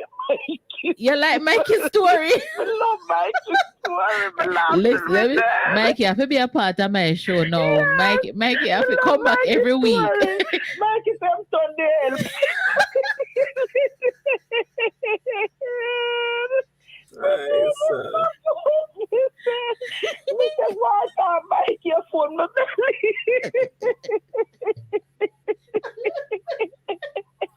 Yeah, man. Mikey got story. Mikey have story. Mikey have story. Well, thank you, my love. God bless you. Have a good night, Auntie and Trudy. You enjoy the Good night, show, darling. right? Man, Yeah, man. laugh. All right. God bless you. Yes, All right. Auntie. I know. This replay is going to be something. This rebroadcast. Yes, Trudy. So we have 6 minutes to go. You want to wrap up for me? Yeah, so we thank you for sharing the stories, and we know there are many, many more out there. And sometimes, not sometimes, it's some of the things that we don't hear. Like, I do know certain other stories, Mm-hmm. and it's shocking to know that, um, I know we have 5 minutes. I'm just going to quickly give a story Yeah. that I know personally, because the person came to me for help. Mm-hmm. And sometimes we think, our Jamaicans don't do certain things, or it's no, that's not Jamaica. That might be another country, not a people, right? Mm-hmm. Mm-hmm. So this Mm-hmm. Jamaican man went to Africa, a country in Africa, Mm-hmm. met a nice young lady, and decided that he's in love with her, and she started to talk to him. That long story short, he took her back to America on a fiancé visa. So, Mm-hmm. man, this is a Jamaican man, went to Africa, got this African young woman to come Mm-hmm. back on a fiancé visa. When he Mm-hmm. came on the fiancé visa, he did get married to her. However, him lock her up in our room, and him and his sister torture that woman. And Oh, then geez. they tried to set her up to be a pedophile, have them little young boy asleep in the same room with her and watch her naked. And the boy is also making derogatory comments to her. When she called me, we said to her, get out of that house. He's setting you up to be a pedophile. This man abused her. Them literally do witchcraft on her. As much as I don't believe, they literally did witchcraft. Hook my Honda science again. Yes. Hamana. We had to get her out. She ended up going to a shelter. We Not through me, because once again, her father was like, he got a vision for her to use a lawyer that charges thousands of dollars, and we were trying to get her free service for a vow. But yes, our people do those things. Mm-hmm. So if you're in a situation, you can always, there's Places still to help. telephone boxes out the road. Yes. Thief and go find 25 cents, but use a telephone box. You understand? Or Mm-hmm. borrow somebody's phone. But don't sit down in situation. There are too many organizations here can help. And please get out of this mindset that if they're not Jamaican, if they're not Caribbean, you don't want to talk to them. You understand? Mm-hmm. There are different races, different cultures who have created organizations to benefit immigrants, regardless of which country you are from. So that is my closing for tonight. Thank you. And my prayers to any of you who are still going through something, I pray that you find your way through it and use the advice that we just disseminated on this program to get yourself some immediate help. If you don't know nobody, call Auntie Donna. Yes, and she will put you over to me. absolutely. I can put you over to somebody else. We're helpers. I will give an information just like that. So I We're want a to thank bridge. you. Thank you. Let me play the foreign mind thing. Mikey, them me say the people them love Mikey. Mikey, turn Mikey star sell of off foreign. tonight. Mikey sell off. Well, this is the original foreign mind. So that you must apply. And this is what it's all about. Coming to foreign. I want to thank every single one of you for keeping it locked. You showed up once again, another Thursday night in numbers. Thank you, 106.9, for entertaining Lady Trudy-Ann, myself. Remember, Lady Trudy-Ann does come up every Saturday on Positive Radio, 106.9 at 3 p.m. While I'm at it, let me shout out DJ 7 Spirit for taking it up from 5 to 7 p.m. this afternoon. Thank you, Lord, for the expansion of Positive Radio. This is what we do. We infuse positivity into the nations. I see Natalie Moo Young said Connecticut needs help, so reach out to Natalie Moo Young for me. Connecticut need help, Trudy. So you have to find Natalie Moo Young and then put the number up so she can call you. So Natalie, call me at Yes. 929. Type it in. Type it in. Let me close it Okay, out. okay. So God bless you. It was indeed a pleasure to serve you yet another Thursday night. We will be with you next Thursday, same time, same place. And for silent listeners, God bless you. YouTubers, we love you. We love you, right, Trudy? Yeah, man. And tell Natalie we're working on a Connecticut link up. So listen out for that. I'll let you know when that happens, but it's in the works to bring it to Connecticut. While I'm at it, do you get a passport for people out of New York if they want to renew Yeah, their passport? I did a passport for somebody in Pennsylvania. Okay. Yeah, so I do across the United States. All right. So I know someone in Florida that needs help in renewing their passport. Okay. U.S. passport. Okay. All All right, right, guys. everybody. Good night. Thank you. Love you. Bye bye. Relaxing up, watch I drink me fruit punch. Any girl pass me say I honey bunch. Can I have your family dinner, have your family lunch? She say, Nini mo, Nanya, Nini mo, Nani mo, Nanya, Nini mo. On me stand, on me stay, overlook. Up man a broke, when me jump, black snap, watch I rich road. Wife in the kitchen, she have enough no food up in me lunch. Enough no food, get me in the mood. Some say me bad, some say me rude. Look at me smooth, look at me smooth. Look at me black, look at me shine. Is it a secret not to keep in mind? Better me lemon, you better me lime. Jenny wash me cause she hang it on the line. Worry them, I worry them, I worry them, I worry them for in mind.